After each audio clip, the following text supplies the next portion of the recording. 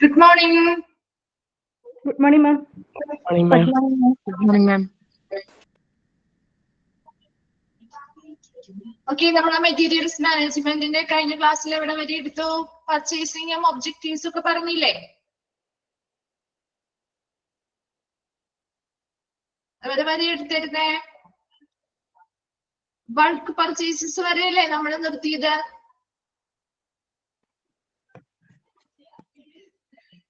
Yes, ma'am.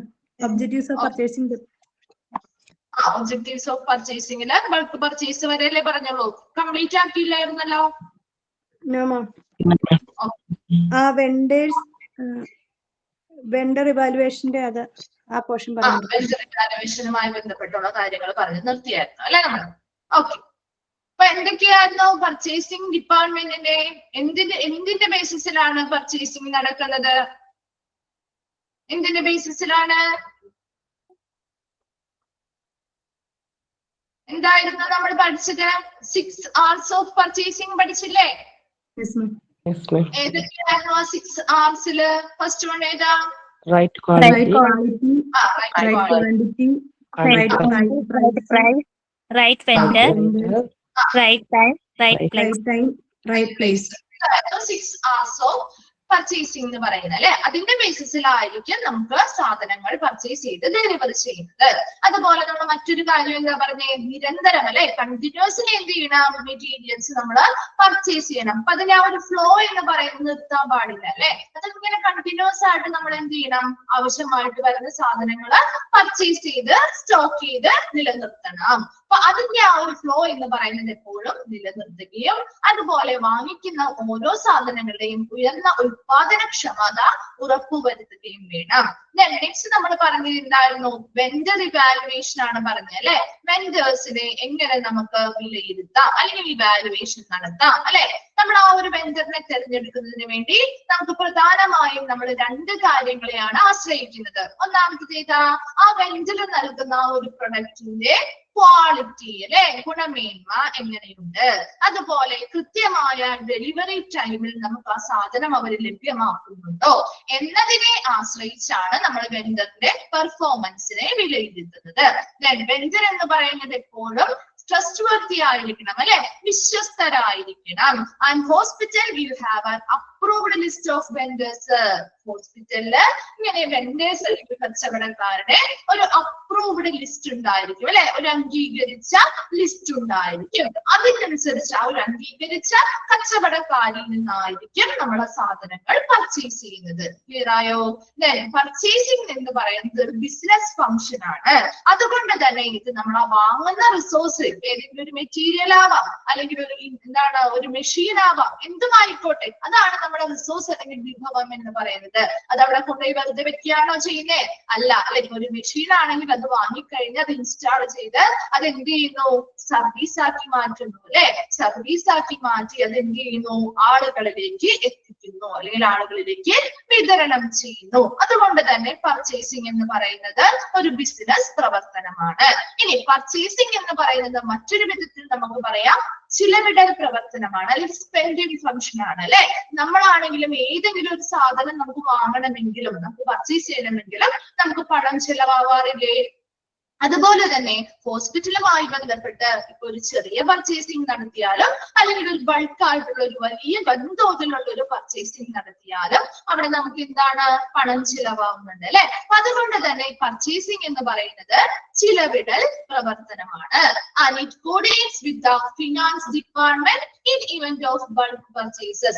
വലിയ രീതിയിലുള്ള purchasing കാര്യങ്ങളും വരുമ്പോൾ എപ്പോഴും അത് ആരുമായിട്ട് ഏകോപിപ്പിച്ചുകൊണ്ടായിരിക്കണം ചെയ്യേണ്ടത്? പർച്ചേസിംഗ് ചെയ്യേണ്ടത് അവിടെ ആ ഹോസ്പിറ്റലിലുള്ള ഫിനാൻസ് ഡിപ്പാർട്ട്മെന്റുമായി ഏകോപിപ്പിച്ചുകൊണ്ട് അല്ലെങ്കിൽ കോർഡിനേറ്റ് ചെയ്തുകൊണ്ടായിരിക്കണം ആ പർച്ചേസിംഗ് നടക്കേണ്ടത്. ഇത്രയും കാര്യം ക്ലിയർ ആണോ? ഇത്രയും കാര്യങ്ങൾ ക്ലിയർ അല്ലേ? ഓക്കെ, ഇത്രയും നമ്മൾ കഴിഞ്ഞ ക്ലാസ്സിൽ പറഞ്ഞ കുറച്ച് കാര്യങ്ങളാണ് അല്ലെ? നെക്സ്റ്റ് നമ്മൾ പറയാൻ പോകുന്നത് സെയിം ആയിട്ട് അതിന്റെ കണ്ടിന്യൂസ് ആയിട്ട് തന്നെ വരുന്ന കാര്യങ്ങളാണ് കേട്ടോ. Purchasing is a vigorous management activity as we require proper planning of materials, price forecasting, demand forecasting, organizing, let's make arrangements of preparations, coordination, able administration and timely decision. ഇനി എന്താണ് purchasing എന്ന് പറയുന്നത്? എന്താ? Is A vigorous management activity, ഊർജ്ജസ്വലമായ management പ്രവർത്തനമാണ്. അതിനുള്ളിൽ എന്തൊക്കെ കാര്യങ്ങൾ ഉൾപ്പെടുന്നുണ്ട്? Require proper planning of materials, അല്ലെ? ഏതൊക്കെ സാധനങ്ങൾ നമ്മൾ പർച്ചേസ് ചെയ്യണം എന്നതിനെ കുറിച്ചുള്ള കൃത്യമായിട്ട് മെറ്റീരിയൽസിനെ കുറിച്ചുള്ള പ്രോപ്പർ ആയിട്ടുള്ള ശരിയായ രീതിയിലുള്ള ആസൂത്രണം നടക്കുന്നുണ്ട്, അല്ലെ? പ്രൈസ് ഫോർകാസ്റ്റിംഗ്, നമ്മൾ ഈ പർച്ചേസ് ചെയ്യുന്നതുമായി ബന്ധപ്പെട്ട് നമുക്ക് എത്ര രൂപ ചിലവാകും അല്ലെങ്കിൽ എത്ര വില നമ്മൾ കൊടുക്കേണ്ടതായിട്ട് വരും എന്നുള്ളത് എന്ത് ചെയ്യണം? ഫോർകാസ്റ്റിംഗ് അല്ലെങ്കിൽ മുൻകൂട്ടി കാണുക അല്ലെങ്കിൽ പ്രവചിക്കുക. നമ്മൾ അങ്ങനെയല്ലേ ഒരു ലിസ്റ്റ് ഇട്ടു, നമുക്ക് ഒരു സാധനങ്ങൾ, നമുക്ക് കുറച്ച് സാധനങ്ങൾ നമുക്ക് ഒരുമിച്ച് വാങ്ങിക്കാനുണ്ട്. ആ വാങ്ങിക്കേണ്ടതായിട്ടുള്ള സാധനങ്ങളുടെ എന്ത് ചെയ്തു ഒരു ലിസ്റ്റ് ഇട്ട് കഴിഞ്ഞാൽ ഒരു ഏകദേശം അതിന് എത്ര രൂപ നമ്മൾ മുടക്കേണ്ടതായിട്ട് വാങ്ങാൻ പോകുമ്പോൾ ആ കടയിൽ നമ്മൾ ഏകദേശം ആ ഒരു ലിസ്റ്റ് പ്രകാരമുള്ള സാധനങ്ങൾക്ക് എത്ര രൂപ കൊടുക്കേണ്ടതായിട്ട് വരും എന്നുള്ള ഒരു മുൻകൂട്ടി നമ്മൾ അത് കണ്ടിട്ടല്ലേ പൈസയും കൊണ്ട് പോകുന്നത്, അല്ലെ? നമ്മളിപ്പോ ഒരു സൂപ്പർ മാർക്കറ്റിലാണെങ്കിലും സാധനങ്ങൾ വാങ്ങിക്കാൻ പോകുമ്പോൾ അങ്ങനെയല്ലേ ചെയ്യാം. നമ്മുടെ ഒരു ഏകദേശ ഒരു പ്രൈസ് അല്ലെങ്കിൽ വില നമ്മുടെ തുക നമ്മുടെ ഉണ്ടാവും, അല്ലെ? അതിനുള്ളിലായിരിക്കും എന്ത് വരുന്നത്? ആ സാധനങ്ങളുടെ മൊത്തത്തിലുള്ള പർച്ചേസിങ്ങിന്റെ വില വരുന്നത് എന്ന് നമുക്കറിയാം, അല്ലെ? അങ്ങനെയുള്ള ഇവിടെയും പർച്ചേസ് ചെയ്യുമ്പോൾ അത് തന്നെ ചെയ്യണം. എന്ത് ചെയ്യണം? നമ്മൾ പർച്ചേസിങ് ചെയ്യുന്നത് വഴി എത്ര രൂപ ഏകദേശം നമുക്ക് ആ ഒരു എത്ര വില നമ്മൾ അതിന് വേണ്ടി കൊടുക്കേണ്ടതായിട്ട് വരുമെന്ന് മുൻകൂട്ടി കാണുക. ഡിമാൻഡ് ഫോർകാസ്റ്റിംഗ്, ഏതൊക്കെ സാധനങ്ങൾക്കാണ് കൂടുതൽ അവിടെ ഡിമാൻഡ് ഉള്ളത് എന്നുള്ളത് കൂടി മുൻകൂട്ടി കാണണം. അപ്പൊ എന്ത് ചെയ്യണം? ഇപ്പൊ നമ്മുടെ വീട്ടിലാണെങ്കിലും ചില സാധനങ്ങൾ പെട്ടെന്ന് തീർന്നു പോകും, അല്ലെ? കൂടുതൽ ഉപയോഗിക്കുന്നതായിട്ടുള്ളത് ഉണ്ടാവും. അപ്പൊ അങ്ങനെയുള്ള സാധനങ്ങൾ എന്ത് ചെയ്യണം? അതിൻ്റെതായ ഒരു ഡിമാൻഡ് മനസ്സിലാക്കി അതിനനുസരിച്ച് മുൻകൂട്ടി കണ്ടുകൊണ്ട് അത് പർച്ചേസ് ചെയ്യണം, അല്ലെ? ചില നമ്മുടെ വീടുകളിലാണെങ്കിൽ എന്തൊക്കെയായിരിക്കും കൂടുതൽ നമ്മൾ യൂസ് ചെയ്യുന്ന സാധനങ്ങൾ എന്തൊക്കെയായിരിക്കും? നമ്മളൊരു സാധനം ഒരു ഒരു സൂപ്പർ മാർക്കറ്റിൽ പോയി ഒരുപാട് സാധനങ്ങൾ നമ്മൾ ഒരു മാസത്തേക്കുള്ളത് വാങ്ങിച്ചു. എന്നാൽ പോലും ചില സാധനങ്ങൾ ആ ഒരു മാസത്തേക്കുള്ളത് വാങ്ങിയാലും ചില സാധനങ്ങൾ നമുക്ക് പെട്ടെന്ന് തീർന്നു പോവാറില്ലേ? നമ്മൾ കൂടുതലായിട്ട് ഉപയോഗിക്കുന്നത് ഏതൊക്കെയാണ്? കൂടുതലായിട്ട് നിങ്ങളുടെ വീട്ടിലൊക്കെ അങ്ങനെ തീർന്നു പോകുന്ന സാധനങ്ങളുണ്ടോ?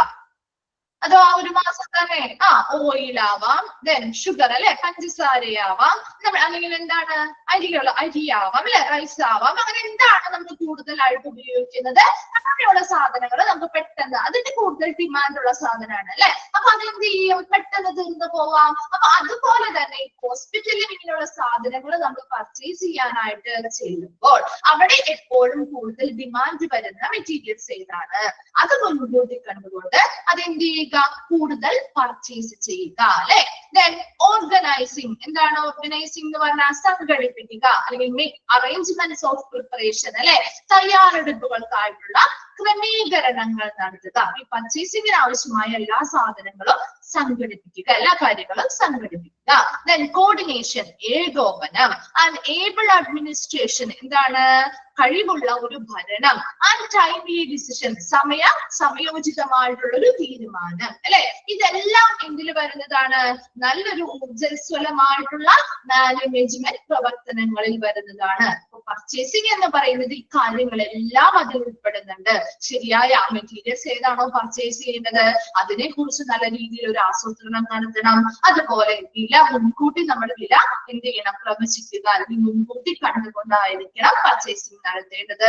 അതുപോലെ ആവശ്യമുള്ള അല്ലെങ്കിൽ ഏറ്റവും കൂടുതൽ ഡിമാൻഡ് ഉള്ള വസ്തുക്കൾ ഏതാണ് അതിനനുസരിച്ച് അത് മുൻകൂട്ടി കണ്ടുകൊണ്ട് അതിനനുസരിച്ചുള്ള പർച്ചേസിംഗ് നടത്തണം. അതുമായി ബന്ധപ്പെട്ട എല്ലാ കാര്യങ്ങളും ഓർഗനൈസ് ചെയ്യണം അല്ലെങ്കിൽ സംഘടിപ്പിക്കണം. അതുപോലെ എല്ലാ രീതിയിലും എല്ലാ കാര്യങ്ങളും കൃത്യമായി ഏകോപനം നടത്തണം. നല്ല രീതിയിൽ അത് അഡ്മിനിസ്ട്രേഷൻ ചെയ്യണം അല്ലെങ്കിൽ നല്ല രീതിയിൽ അത് മുന്നോട്ട് കൊണ്ടുപോകാനായിട്ടുള്ള എല്ലാ പർച്ചേസിംഗ് ആ ഒരു പ്രോസസ്സ് അല്ലെങ്കിൽ പ്രൊസീജിയേഴ്സ് നല്ല രീതിയിൽ മുൻപോട്ട് പോകാൻ ആവശ്യമായ കഴിവുള്ള ഒരു ഭരണം കാഴ്ചവെക്കണം. അതുപോലെ സംയോജിതമായിട്ടുള്ള തീരുമാനങ്ങളും എടുക്കേണ്ടതായിട്ട് വരും. ഇതെല്ലാം പർച്ചേസിംഗിനുള്ളിൽ വരുന്ന വളരെ വിഗ്രസ് അല്ലെങ്കിൽ ഊർജ്ജസ്വലമായ മാനേജ്മെന്റ് പ്രവർത്തനങ്ങളാണ്. ക്ലിയർ ആണോ? അത് ക്ലിയർ ആയോ? ഓക്കെ. Then next last ഒരു point കൂടിയുള്ളൂ. Purchasing of hospitals vary according to the size and activities of the hospital. ഇനി ഒരു പർച്ചേസിംഗ് നടത്തുന്നത് ആ ഹോസ്പിറ്റലിന്റെ വലിപ്പത്തിനനുസരിച്ചും അതുപോലെ ഹോസ്പിറ്റലിൽ നടക്കുന്ന പ്രവർത്തനങ്ങളെ ആശ്രയിച്ചുമാണ് ഹോസ്പിറ്റൽ പർച്ചേസിംഗ് നടക്കുന്നത്. അങ്ങനെയല്ലേ? ഒരു ചെറിയ ഹോസ്പിറ്റൽ ആണെങ്കിൽ അവിടെ അതിനനുസരിച്ചുള്ള പ്രവർത്തനങ്ങൾ അല്ലെങ്കിൽ സർവീസോ കാര്യങ്ങളോ ഇല്ല എങ്കിൽ അവിടെ അധികം പർച്ചേസിന്റെ ആവശ്യമുണ്ടോ? അതേസമയം വലിയൊരു ഹോസ്പിറ്റൽ ആകുമ്പോൾ അവിടെ കൂടുതൽ സർവീസുകൾ നമ്മൾ ആളുകളിലേക്ക് കൊടുക്കുന്നുണ്ട്, ഒത്തിരി പേഷ്യൻസിന് ട്രീറ്റ്മെന്റുകൾ കൊടുക്കുന്നുണ്ട്. അപ്പൊ അവിടെ എന്താണ് കൂടുതൽ സാധനങ്ങൾ അല്ലെങ്കിൽ മെറ്റീരിയൽസിന്റെ ഉപയോഗം വരുന്നുണ്ട് അല്ലെ? അപ്പൊ അവിടെ കൂടുതൽ പർച്ചേസ് ആവശ്യമായിട്ട് വരുന്നില്ലേ? എപ്പോഴും ഹോസ്പിറ്റലുമായി ബന്ധപ്പെട്ട് പർച്ചേസിംഗ് എന്ന് പറയുന്നത് ആ ഹോസ്പിറ്റലിന്റെ സൈസ് അല്ലെങ്കിൽ വലുപ്പത്തെയും അതുപോലെ ആ ഹോസ്പിറ്റലിൽ നടക്കുന്ന പ്രവർത്തനങ്ങളെയും ആശ്രയിച്ചിരിക്കുന്നു. ഓക്കെ ആണോ? പോയിന്റ് ക്ലിയർ ആണോ അത്രയും ഭാഗം? ഓക്കെ. then next നമ്മള് 3 types of purchase in ഹോസ്പിറ്റലിലേക്ക് കടക്കുകയാണ്. 3 രീതിയിൽ അല്ലെങ്കിൽ 3 തരത്തിലാണ് ഹോസ്പിറ്റലില് പർച്ചേസിംഗ് നടക്കുന്നത്. വളരെ സിമ്പിൾ ആയിട്ടുള്ള കാര്യമാണ്, പറയുമ്പോൾ നിങ്ങൾക്ക് മനസ്സിലാവും കേട്ടോ. നോക്കിയേ, ഫസ്റ്റ് വണ്ണാണ് ലോക്കൽ പർച്ചേസ്. നമ്മൾ കേട്ടിട്ടുണ്ട് അല്ലെ? ലോക്കൽ ആയിട്ട് നമ്മൾ പർച്ചേസ് ചെയ്യുന്നു എന്ന് പറഞ്ഞാൽ എന്താ? ലോക്കൽ ആയിട്ട് പർച്ചേസ് ചെയ്യുക. നിങ്ങൾ ഒരു ലോക്കൽ ആയിട്ട് പർച്ചേസ് ചെയ്യാറുണ്ടോ? ഉണ്ടോ? എന്തെങ്കിലും സാധനങ്ങൾ ലോക്കൽ ആയിട്ട് പർച്ചേസ് ചെയ്യാറുണ്ടോ? എന്താണ് അത് റെസ്പോണ്ട് ചെയ്യാത്ത? രാവിലെ തന്നെ വന്നിരുന്നിട്ട് ഉണ്ട് അല്ലെ? ലോക്കലായിട്ട് പർച്ചേസ് ചെയ്യാന്നുള്ളത് ഉദ്ദേശിക്കുന്നത് എന്തായിരിക്കും? എന്തായിരിക്കും ഒരു ലോക്കൽ പർച്ചേസിങ് എന്നത് കൊണ്ട് ഉദ്ദേശിക്കുന്നത്? ഇപ്പൊ നമ്മളാണെങ്കിലും ഒരു ലോക്കൽ പർച്ചേസിങ് ചെയ്തു എന്നത് കൊണ്ട് ഉദ്ദേശിക്കുന്നത് എന്താണ്? എന്താണ് ലോക്കൽ പർച്ചേസിങ്? കുറച്ച് വാങ്ങുക എന്നുള്ളത് ഓക്കെ. then അല്ലാതെ മറ്റെന്തെങ്കിലും രീതിയിൽ നമുക്കതൊന്ന് പറയാൻ പറ്റുമോ? ലോക്കൽ പർച്ചേസിംഗ് വേറെ ഏതെങ്കിലും രീതിയില് ആർക്കും അറിയില്ല. ഇപ്പൊ നമ്മുടെ വീട്ടില് ഒരു സാധനം, ഇപ്പൊ നമ്മൾ ഓൾറെഡി പറഞ്ഞു, സൂപ്പർ മാർക്കറ്റിൽ പോയി കുറെ സാധനങ്ങൾ നമ്മൾ വാങ്ങി, ഒരു മാസത്തേക്കുള്ള സാധനങ്ങൾ നമ്മൾ വാങ്ങി തയ്യാറാക്കി വെച്ചു. ഇനി അടുത്തുള്ള കടയിൽ നിന്നല്ലേ, നമ്മുടെ അടുത്തുള്ള കടയിൽ ഇപ്പൊ നമുക്ക് എന്തെങ്കിലും ഒരു സാധനം അതിൽ കുറവ് വന്നാൽ, ഇപ്പൊ നമ്മൾ പറഞ്ഞു ഓയിലൊക്കെ വേഗം തീർന്നു പോകുന്നതല്ലേ, ആ ഓയിൽ തീർന്നു പോയി, നമ്മൾ എന്ത് ചെയ്യും? ദൂരെയുള്ള ആ ഒരു സൂപ്പർ മാർക്കറ്റിൽ തന്നെ പോയി വാങ്ങിക്കോ? ഇല്ലല്ലോ. പെട്ടെന്ന് ആവശ്യം വരുമ്പോൾ നമ്മൾ എന്ത് ചെയ്യും? തൊട്ടടുത്ത് ഏത് കടയാണുള്ളത് അവിടെ പോയല്ലേ വാങ്ങിക്കുന്നത്. അതിനെയാണ് നിയർ ബൈ പ്ലേസസിൽ, നമുക്ക് തൊട്ടടുത്ത് ഏത് സ്ഥലമാണോ അവിടെ നിന്ന് ലഭ്യമാണെങ്കിൽ ആ സാധനം വാങ്ങുക. അതാണ് ഇവിടെ ഉദ്ദേശിക്കുന്ന ലോക്കൽ പർച്ചേസ് എന്ന് പറയുന്നത് കേട്ടോ. നോക്കി, local purchasing is preference to buy goods and services which are locally produced rather than those produced in distant places. ഇവിടെ എന്താണ് ലോക്കൽ പർച്ചേസിംഗ് എന്ന് പറയുന്നത്? ഗുഡ്സ് ആൻഡ് സർവീസുകൾ, സാധനങ്ങളോ സേവനങ്ങളോ ആവാം, അത് ഡിസ്റ്റന്റ് പ്ലേസസ്, വിദൂരമായ ഇടങ്ങളിൽ പ്രൊഡ്യൂസ് ചെയ്യുന്ന അല്ലെങ്കിൽ ഉത്പാദിപ്പിക്കുന്ന ഒരു സാധനം, നമുക്ക് എന്തെങ്കിലും ഒരു മെറ്റീരിയൽ അല്ലെങ്കിൽ നമുക്ക് എന്തെങ്കിലും ഒരു സാധനം നമുക്ക് ആവശ്യമായി വരാണ്, അത് ഒരുപാട് ദൂരെ ഒരു സ്ഥലത്ത് അത് പ്രൊഡ്യൂസ് ചെയ്യുന്നുണ്ട്, നമുക്ക് വില കുറച്ച് കിട്ടുന്നുണ്ടാവാം. എന്നാൽ പോലും നമ്മൾ അവിടെ നിന്ന് വാങ്ങാതെ നമ്മൾ എന്ത് ചെയ്യണം? ഏറ്റവും മുൻഗണന കൊടുക്കേണ്ടത് എവിടെയാണ്? നമ്മൾ തൊട്ടടുത്ത് എവിടെയാണോ, നിയർ ബൈ പ്ലേസിൽ എവിടെയാണോ അത് നല്ല രീതിയിൽ പ്രൊഡക്ഷൻ നടക്കുന്നത് അവിടെ നിന്ന് വാങ്ങാനായിട്ട് മുൻഗണന കൊടുക്കുന്നതിനെയാണ് ലോക്കൽ പർച്ചേസിംഗ് ഉദ്ദേശിക്കുന്നത്. ക്ലിയർ ആയോ? ലോക്കൽ പർച്ചേസിംഗ് എന്ന് പറയുന്നത് it's preference to buy goods and services which are locally produced rather than those produced in distant places. അല്ലെ? വിദൂരമായ ഇടങ്ങളിൽ നിർമ്മിക്കപ്പെടുന്ന ഇടത്തു നിന്ന് വാങ്ങാതെ നമ്മുടെ എന്താണ്, നമ്മുടെ ലോക്കലി പ്രൊഡ്യൂസ്ഡ് ആയ നമ്മുടെ തൊട്ടടുത്ത സ്ഥലങ്ങളിൽ എന്താണ് ഉത്പാദിപ്പിക്കുന്ന ഇടങ്ങൾ ഉണ്ടെങ്കിൽ അവിടെ നിന്ന് മുൻഗണന കൊടുത്തുകൊണ്ട് അവിടെ നിന്നായിരിക്കണം ആ സാധനങ്ങൾ അല്ലെങ്കിൽ സേവനങ്ങൾ മുൻഗണന കൊടുത്തുകൊണ്ട് വാങ്ങിക്കുന്നത്. അതാണ് ലോക്കൽ പർച്ചേസിംഗ് എന്ന് പറയുന്നത്. ഓക്കെ ആണോ? അത് ക്ലിയർ ആയോ? Local purchasing. ഓക്കെ. നെക്സ്റ്റ് വരുന്നതാണ് പർച്ചേസ് ഫ്രം സപ്ലയേഴ്സ്, വിതരണക്കാരിൽ നിന്ന് പർച്ചേസ് ചെയ്യുക. Then when the purchase order is required by your supplier, നമ്മൾ എന്ത് ചെയ്യുന്നു? നമ്മളൊരു വിതരണക്കാര് ഒരു ലാർജ് സ്കെയിലൊക്കെ നമ്മൾ പർച്ചേസ് ചെയ്യാണ്. ഒരുപാട് സാധനങ്ങൾ, നമുക്ക് ഒരുപോലത്തെ സാധനങ്ങളൊക്കെ വേണം. അപ്പൊ നമ്മൾ എന്ത് ചെയ്യും? നല്ലൊരു വിതരണക്കാരെ കണ്ടെത്തി അവരിൽ നിന്ന് നമ്മൾ സാധനങ്ങൾ പർച്ചേസ് ചെയ്ത് വാങ്ങും അല്ലെ. അപ്പൊ അവിടെ എന്താ ചെയ്യുന്നത്?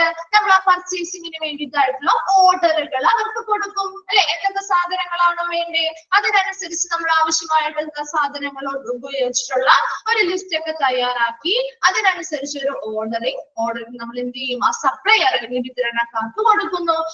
അങ്ങനെ വിതരണക്കാർക്ക് നമ്മൾ ഒരു ഓർഡർ കൊടുക്കുമ്പോ നമ്മൾ ആ ഒരു ഫോം എന്ത് ചെയ്യുന്നു? Fours A valid agreement between you the customer and your supplier. അവിടെ എന്തുണ്ടാവുന്നുണ്ട്? ഒരു വാലിഡ് ആയിട്ടുള്ള ഒരു കരാറ് അല്ലെങ്കിൽ ഒരു എഗ്രിമെന്റ് ഉണ്ടാവുന്നുണ്ട് അല്ലെ. ആരൊക്കെ തമ്മിലായിരിക്കും ആ ഒരു കരാർ അല്ലെങ്കിൽ എഗ്രിമെന്റ് ഉണ്ടാവുന്നത്? ആ വാങ്ങുന്ന ആൾ അല്ലെങ്കിൽ ആ സാധനം പർച്ചേസ് ചെയ്യുന്നത് ആരാണോ, അതിപ്പോ നമ്മളാണ് സാധനം പർച്ചേസ് ചെയ്യുന്നെങ്കിൽ നമ്മളാണ് കസ്റ്റമർ എന്ന് പറയുന്നത് അല്ലെ. അപ്പൊ വാങ്ങുന്നത് നമ്മളാണെങ്കിൽ ആ കസ്റ്റമറും അതുപോലെ ആ വിതരണക്കാരൻ അല്ലെങ്കിൽ സപ്ലയറും തമ്മിലൊരു വാലിഡ് എഗ്രിമെന്റ് അല്ലെങ്കിൽ ഒരു കരാറ് രൂപീകരിക്കുന്നു അല്ലെങ്കിൽ രൂപപ്പെടുത്തുന്നു അല്ലെ. Then to distribute products to or provide a service, ഇനി എന്തൊക്കെയായിരിക്കും ഈ ഒരു കരാറിൽ പ്രധാനമായിട്ടും ബേസ് ചെയ്യുന്നത് അല്ലെങ്കിൽ എന്തിനെ ബേസ് ചെയ്തായിരിക്കും നമ്മൾ ഈ ഒരു കരാർ എന്താണ് രൂപപ്പെടുത്തുന്നത്? To distribute products or provide a service. ഒരു പ്രൊഡക്റ്റ് അല്ലെങ്കിൽ ഒരു സർവീസ് ആണോ നമ്മൾ എന്താണ് അവരിൽ നിന്ന് പർച്ചേസ് ചെയ്യുന്നതെങ്കിൽ അതുമായി ബന്ധപ്പെട്ട അല്ലെ അത് വിതരണം ചെയ്യുന്നതുമായി ബന്ധപ്പെട്ട കാര്യങ്ങൾ ഉണ്ടാവും. അതുപോലെ ഓൺ ടൈം, ഏത് സമയത്ത്, ഇപ്പോൾ എത്ര ദിവസത്തിനുള്ളിൽ നമുക്ക് ആ സാധനം ലഭ്യമാക്കി അവർ തരും എന്നുള്ളതിനെ കുറിച്ചുണ്ടാവും. അറ്റ് എ പ്രൈസ് എഗ്രീഡ്, ഇനി എന്താണ് അവർ നമ്മളിപ്പോ അവരോട് ഡിസ്കസ് ചെയ്യുമ്പോൾ അവർ എന്ത് ചെയ്യും? ഇത്ര രൂപയ്ക്ക് നിങ്ങൾ ഒരു 10ഓ 15ഓ സാധനം നമ്മുടെ കയ്യിൽ നിന്ന് എടുക്കുകയാണെങ്കിൽ നമ്മൾ ഇത്ര രൂപയ്ക്ക് നിങ്ങൾക്ക് തരാം അല്ലെ. മാർക്കറ്റ് വിപണിയിൽ വിൽക്കുന്ന ആ ഒരു വിലയേക്കാൾ ഇത്ര രൂപ കുറച്ച് നിങ്ങൾക്ക് ഓരോ ഐറ്റംസും തരാം എന്ന് നമ്മളോട് പറയാറില്ലേ? നമ്മൾ ഹോൾസെയിൽ ആയിട്ടൊക്കെ സാധനങ്ങൾ എടുക്കുമ്പോ അവർ പറയാറില്ലേ? ഹോൾസെയിൽ ആയിട്ട് ഇത്ര പീസ് അല്ലെങ്കിൽ ഇത്ര ഐറ്റംസ് എടുക്കുകയാണെങ്കിൽ നമ്മൾ ആ ഒരു മാർക്കറ്റിലെ ഒറിജിനൽ റേറ്റിനേക്കാൾ ഇത്ര ശതമാനം അല്ലെങ്കിൽ ഇത്ര രൂപ കുറച്ച് തരാം എന്ന് ആളുകൾ പറയാറില്ലേ നമ്മുടെ അടുത്ത്? നമ്മൾ അങ്ങനെ പർച്ചേസ് ചെയ്യാൻ പോകുമ്പോ കേട്ടിട്ടുണ്ടോ? അതൊക്കെ കേട്ടിട്ടുണ്ടോ? നമ്മളെപ്പോഴും ഒരു ഹോൾസെയിൽ ആയിട്ട് പർച്ചേസ് ചെയ്യുമ്പോൾ അവര് പറയാറില്ലേ? നമുക്ക് ഇത്ര പീസ് എടുക്കുകയാണെങ്കിൽ എന്ത് ചെയ്യാം? അതിൽ നിന്ന് ഇത്ര ശതമാനം നിങ്ങൾക്ക് കുറച്ചു തരാം, മെയിൻ ആയിട്ടുള്ള റേറ്റിൽ നിന്നും ഇത്ര ശതമാനം കുറച്ചു തരാന്ന് പറയില്ലേ? അപ്പൊ നമുക്ക് അവർ വാക്ക് തന്നിരിക്കുന്ന ആ ഒരു തുകയാണ് അല്ലെ, നമ്മളോട് എന്ത് ചെയ്യുന്നു? എഗ്രി ചെയ്തിരിക്കുന്നതാണ്. നമുക്ക് ഉറപ്പ് തന്നിരിക്കുന്ന ആ ഒരു വില ഉണ്ടാവുമല്ലോ, എത്ര രൂപയ്ക്ക് നമുക്ക് തരും എന്നുള്ള ഒരു വില ഉണ്ടാവുമല്ലോ, അതും നമ്മുടെ ഈ ഒരു കരാറിൽ ഉൾപ്പെടുത്തുന്നുണ്ട്. അപ്പൊ എന്തൊക്കെയാണ്? നമ്മൾ എപ്പോഴും പർച്ചേസ് ഫ്രം സപ്ലയറിൽ നിന്ന് പർച്ചേസ് ചെയ്യുമ്പോൾ അവർക്ക് നമ്മുടെ ആവശ്യമായിട്ടുള്ള ലിസ്റ്റ് പ്രകാരമുള്ള പർച്ചേസിങ്ങിന് വേണ്ടതായിട്ടുള്ള ഒരു ഓർഡർ നമ്മൾ കൊടുക്കും. ആ ഓർഡർ പ്രകാരം നമ്മൾ എന്ത് ചെയ്യുന്നു? ആ പർച്ചേസ് ചെയ്യുന്ന ആ വ്യക്തിയും അതുപോലെ വിതരണക്കാരനും തമ്മിൽ അല്ലെങ്കിൽ സപ്ലയറും തമ്മിലൊരു കരാർ അല്ലെങ്കിൽ വാലിഡ് ആയിട്ടുള്ള ഒരു എഗ്രിമെന്റ് രൂപപ്പെടുത്തുന്നു. അത് എന്തിനു ബേസ് ചെയ്തിട്ടുള്ള വാലിഡ് എഗ്രിമെന്റ് ആയിരിക്കും? ആ പ്രൊഡക്റ്റ് അല്ലെങ്കിൽ സർവീസ് അതുമായി ബന്ധപ്പെട്ട് അതെങ്ങനെയാണ് നമുക്ക് വിതരണം ചെയ്യുന്നത് അതുമായി ബന്ധപ്പെട്ട മറ്റു കാര്യങ്ങൾ അതിൽ പറയുന്നു. അതുപോലെ ഏത് സമയത്ത് ഇത്ര ദിവസത്തിനുള്ളിൽ നമുക്ക് ആ സാധനം അവർ ലഭ്യമാക്കും എന്നുള്ളത് പറയും. അതുപോലെ അവർ വാക്കു തന്നിട്ടുള്ള ആ ഒരു പ്രൈസ് അല്ലെങ്കിൽ വില എത്രയാണ് എന്നതും ആ ഒരു കരാറിൽ സൂചിപ്പിക്കും. ഇത്രയും ക്ലിയർ ആണോ?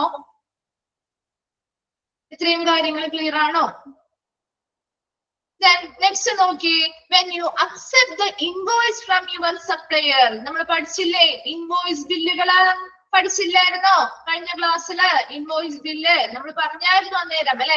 പർച്ചേസിംഗുമായി ബന്ധപ്പെട്ട് ഇൻവോയ്സ് ബില്ലുകൾ വരുന്നുണ്ടെന്ന് പറഞ്ഞായിരുന്നു അല്ലെ. അപ്പൊ ഇവിടെ എന്താണ്? നമുക്ക് ആ ഒരു പർച്ചേസിംഗ് ഒരു വലിയ രീതിയിലുള്ള പർച്ചേസിംഗ് ആയിരിക്കും നമ്മൾ ചെയ്യുന്നത് അല്ലെ. അപ്പൊ എന്താണ്?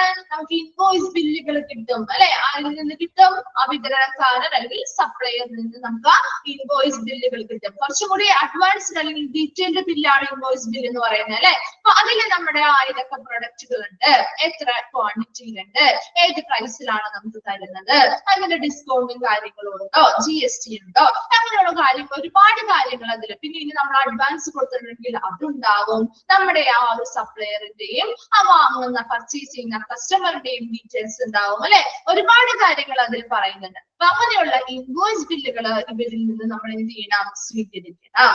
And you can go together with in to the order and post it to your accounts. നീ ഇത് എന്ത് ചെയ്യണം, നമുക്ക് ആ ഓർഡർ കിട്ടുന്ന സമയത്ത് ഈ ഇൻവോയ്സ് ബില്ല് പ്രകാരമുള്ള സാധനങ്ങൾ നമുക്ക് ലഭ്യമാക്കിയിട്ടുണ്ടോ, അതുപോലെ തന്നെ നമ്മൾ കൊടുത്തിരിക്കുന്ന അഡ്വാൻസ് ആവാം, ചിലപ്പോൾ ക്യാഷ് ആയിട്ടായിരിക്കും കൊടുക്കുന്നത്, ചിലപ്പോൾ നമ്മൾ എന്ത് ചെയ്യും ആ ഒരു ചെക്ക് ആയിട്ടോ കാര്യങ്ങളുമായിട്ട് കൊടുത്തിരിക്കുന്നത് കൃത്യമായിട്ട് രേഖപ്പെടുത്തിയിട്ടുണ്ടോ നമുക്ക് ചെക്ക് ചെയ്യാൻ പറ്റും. അത് കൂടാതെ നമ്മുടെ അക്കൗണ്ട്സ് ഉണ്ടല്ലോ, ഇപ്പൊ ഹോസ്പിറ്റൽ ആണെങ്കിൽ ആ ഒരു ഹോസ്പിറ്റലിന്റെ ഫിനാൻസ് അക്കൗണ്ടുകളിൽ ഇത് എന്ത് ചെയ്യണം, രേഖപ്പെടുത്താനും സാധിക്കും. അപ്പൊ നമുക്ക് പിന്നീട് എന്തെങ്കിലും ഒരു ഡൗട്ട്സോ കാര്യങ്ങളോ വരികയാണെങ്കിലും ചെക്ക് ചെയ്യാനും ആ പ്രോപ്പർ ആയിട്ടുള്ള അക്കൗണ്ട്സും കാര്യങ്ങളും ടാലി ചെയ്ത് പോകാനായിട്ടും അത് സഹായിക്കുന്നുണ്ട്. അപ്പൊ പർച്ചേസ് ഫ്രം സപ്ലയർ എന്ന് പറയുന്നത് ആദ്യം നമ്മൾ പറഞ്ഞതിന്റെ അവർക്ക് കൃത്യമായ ഒരു പർച്ചേസിന് വേണ്ടി ഓർഡർ കൊടുക്കും, അതിനുശേഷം ഒരു വാലിഡ് ആയിട്ടുള്ള എഗ്രിമെന്റ് തയ്യാറാക്കും, അതിൽ ആ ഒരു മെറ്റീരിയൽ അല്ലെങ്കിൽ ആ പ്രൊഡക്റ്റ് ഏതാണോ അല്ലെങ്കിൽ സർവീസ് ആണോ അതിനെ പറ്റിയുള്ള എല്ലാ കാര്യങ്ങളും കൃത്യമായ സമയം, അതുപോലെ നമുക്ക് വാക്ക് തന്നിരിക്കുന്ന ആ ഒരു പ്രൈസ് അല്ലെങ്കിൽ ബില്ല് എന്നതിനെ കുറിച്ചെല്ലാം ഉണ്ടാവും. ഇനി അവരിൽ നിന്ന് കിട്ടുന്ന ആ ഒരു ഇൻവോയ്സ് ബില്ലുകൾ നമ്മൾ സ്വീകരിക്കുകയും അത് വെച്ച് നമ്മുടെ ആ ഓർഡർ കൃത്യമായിട്ട് നമുക്ക് ചെക്ക് ചെയ്യാനും അതുവഴി നമ്മൾ കൊടുത്തിരിക്കുന്ന പ്രൈസും കാര്യങ്ങളും ഒക്കെ ചെക്ക് ചെയ്യാനും, പിന്നെ നമ്മൾ എന്തെങ്കിലും കൊടുത്തിട്ടുണ്ടെങ്കിൽ ക്യാഷ് ആയിട്ടാണോ എന്തായിട്ടാണോ കൊടുത്തിരിക്കുന്നത് അതൊക്കെ കൃത്യമായിട്ട് നമുക്ക് നോക്കാനും, അതുപോലെ തന്നെ ഹോസ്പിറ്റലിന്റെ അക്കൗണ്ട്സിൽ രേഖപ്പെടുത്താനായിട്ടും ഇത് ഇൻവോയ്സ് ബില്ലുകൾ നമ്മൾ അവരിൽ നിന്ന് സ്വീകരിക്കേണ്ടതാണ്. ക്ലിയർ ആയോ ആ ഒരു പർച്ചേസ് ഫ്രം സപ്ലയർ? ഓക്കെ ആണോ? ഓക്കെ. ലാസ്റ്റ് വൺ ആണ്, തേർഡ് ടൈപ്പ് ആണ് ഇമ്പോർട്ട് പർച്ചേസ്. എന്തായിരിക്കും ഇമ്പോർട്ട് പർച്ചേസ് എന്ന് പറയുന്നത്? ഇമ്പോർട്ട് എന്ന് പറഞ്ഞാൽ എന്താണ് ഇമ്പോർട്ട് എന്ന് പറഞ്ഞാല്? എന്താണ് ഇമ്പോർട്ട് ചെയ്യുക എന്ന് കേട്ടിട്ടില്ലേ? ഇമ്പോർട്ട് ചെയ്യുക, എക്സ്പോർട്ട് ചെയ്യുക എന്നൊക്കെ കേട്ടിട്ടില്ലേ? ഇമ്പോർട്ട് ചെയ്യുക എന്ന് പറയുന്നത് ഇറക്കുമതി ചെയ്യുക അല്ലെ, ഇറക്കുമതി ചെയ്യുക. അപ്പൊ നോക്കി, ഇമ്പോർട്ട് പർച്ചേസ് എന്ന് പറഞ്ഞാൽ എന്താ? Import trade means the purchase of goods from A foreign country. ഒരു വിദേശ രാജ്യത്ത് നിന്നും നമ്മൾ സാധനങ്ങൾ പർച്ചേസ് ചെയ്ത് ഇറക്കുമതി ചെയ്യുന്നു, അതാണ് ഇമ്പോർട്ട് പർച്ചേസ്. ഇപ്പൊ ഹോസ്പിറ്റലില് നമുക്ക് ചില സാധനങ്ങൾ നമുക്ക് ലോക്കലായിട്ട് പർച്ചേസ് ചെയ്യാം, ചില സാധനങ്ങൾ നമ്മൾ എന്ത് ചെയ്യണം, ബൾക്ക് ഓർഡർ ഒക്കെ ആവുമ്പോൾ നമുക്ക് സപ്ലയറിൽ നിന്ന് തന്നെ പർച്ചേസ് ചെയ്യേണ്ടതായിട്ട് വരും. ഇനി നമ്മുടെ നാട്ടിലൊക്കെ കിട്ടാത്തതായിട്ടുള്ള മെറ്റീരിയൽസോ മെഷീനറീസോ കാര്യങ്ങളോ ഒക്കെ ഉണ്ടെങ്കിൽ അത് എന്ത് ചെയ്യേണ്ടി വരും, ഇമ്പോർട്ട് ചെയ്യേണ്ടി വരും അല്ലെ. വിദേശ രാജ്യങ്ങളിൽ നിന്ന് പർച്ചേസ് ചെയ്ത് നമുക്ക് ആ സാധനങ്ങൾ എന്ത് ചെയ്യേണ്ടി വരും, ഇറക്കുമതി ചെയ്യേണ്ടതായിട്ട് വരും, നമ്മുടെ നാട്ടിലേക്ക് ഇറക്കുമതി ചെയ്യേണ്ടതായിട്ട് വരും. അതാണ് ഇമ്പോർട്ട് പർച്ചേസ് എന്ന് പറയുന്നത്. ഓക്കെ ആണോ? ആ 3 types of purchase in hospital clear ആയോ? ക്ലിയർ ആയോ? ഓക്കെ. നെക്സ്റ്റ് ഭാഗത്തേക്ക് പോവാണ് നമ്മള്. In purchasing, the starting point is the recognition of the need for a material or a product. അവിടെ ഒരു ഫുൾ സ്റ്റോപ്പ് ഇട്ടോ കേട്ടോ, 2 സെന്റൻസ് ആണ് അത്. ഓക്കെ. ഇനി ഈ ഒരു പർച്ചേസിങ് ചെയ്യുമ്പോ അതിന്റെ ഒരു സ്റ്റാർട്ടിംഗ് പോയിന്റ് അല്ലെങ്കിൽ ഒരു ആരംഭിക്കുന്ന ആ ഒരു ഘട്ടം അല്ലെ, ആ ഒരു സ്റ്റാർട്ടിംഗ് പോയിന്റ് എന്ന് പറയുന്നത് is the recognition of the need for A material on A product. ഒരു പ്രൊഡക്റ്റ് നമുക്ക് ഉണ്ടാക്കണമെങ്കിൽ അതിന് ഒരുപാട് മെറ്റീരിയൽസ് ആവശ്യമായിട്ട് വരില്ലേ? അപ്പൊ അതിൽ വാങ്ങിക്കുന്ന അല്ലെങ്കിൽ ആ പർച്ചേസ് ചെയ്യാൻ പോകുന്ന ആ മെറ്റീരിയൽസിന്റെ ആവശ്യകത എന്താണ് എന്ന് തിരിച്ചറിയുക അല്ലെ. ആവശ്യമില്ലാത്ത ഒരുപാട് സാധനങ്ങൾ നമ്മൾ പർച്ചേസ് ചെയ്തതുകൊണ്ട് നമുക്ക് ഉപകാരമില്ല, നമുക്ക് ചെലവാണ് അല്ലെ, നഷ്ടമാണ് സംഭവിക്കുന്നത്. അതേസമയം ആ പ്രൊഡക്റ്റിന് ആവശ്യമുള്ള വളരെ ആവശ്യമുള്ളതായിട്ടുള്ള ഒരു സാധനമാണോ നമ്മൾ പർച്ചേസ് ചെയ്യാൻ പോകുന്നത് അല്ലെ. ഇപ്പൊ നമ്മളൊരു കേക്ക് നിർമ്മാണം തന്നെ നിങ്ങൾക്ക് എടുക്കാം അല്ലെ, നമുക്ക് കണക്ട് ചെയ്യാൻ പറ്റുന്നത് കൊണ്ട് പറഞ്ഞാണ് കേട്ടോ. അപ്പൊ നമ്മൾ ആ ഒരു കേക്ക് ഉണ്ടാക്കണമെങ്കിൽ നമുക്ക് ആവശ്യമായിട്ടുള്ള വളരെ അത്യാവശ്യമായിട്ടുള്ള കുറെ സാധനങ്ങൾ ഉണ്ടാവുമല്ലോ. അത് കൂടാതെ വേറെ എന്തെങ്കിലും ഒരു സാധനം കൂടി, അതായത് വലിയ ആവശ്യങ്ങളൊന്നുമില്ല, വേണമെങ്കിൽ ചേർക്കാം അല്ലെങ്കിൽ വേണ്ട എന്നുള്ള രീതിയിൽ ഇരിക്കുന്ന ചില സാധനങ്ങളും ഉണ്ടാവും അല്ലെ. അപ്പൊ നമ്മൾ ആ ഒരു ആവശ്യമില്ലാത്ത ഒരുപാട് പണച്ചെലവ് വരുന്ന അങ്ങനെ അധികം ആവശ്യമില്ലാത്ത ഇമ്പോർട്ടന്റ് അല്ലാത്ത മെറ്റീരിയൽസ് വാങ്ങിയാൽ നമുക്ക് എന്താണ്, നഷ്ടം ഉണ്ടാവില്ലേ? നമ്മുടെ കയ്യിൽ നിന്ന് ഒരുപാട് പൈസ ചിലവാകും. അതേസമയം നമുക്ക് ആ ഒരു സാധനം വാങ്ങിയില്ലെങ്കിലും നമുക്ക് കേക്ക് ഉണ്ടാക്കാൻ പറ്റും എങ്കിലോ നമുക്ക് ആ ഒരു ചിലവാകുന്ന തുക നമുക്ക് കുറയ്ക്കാൻ പറ്റില്ലേ?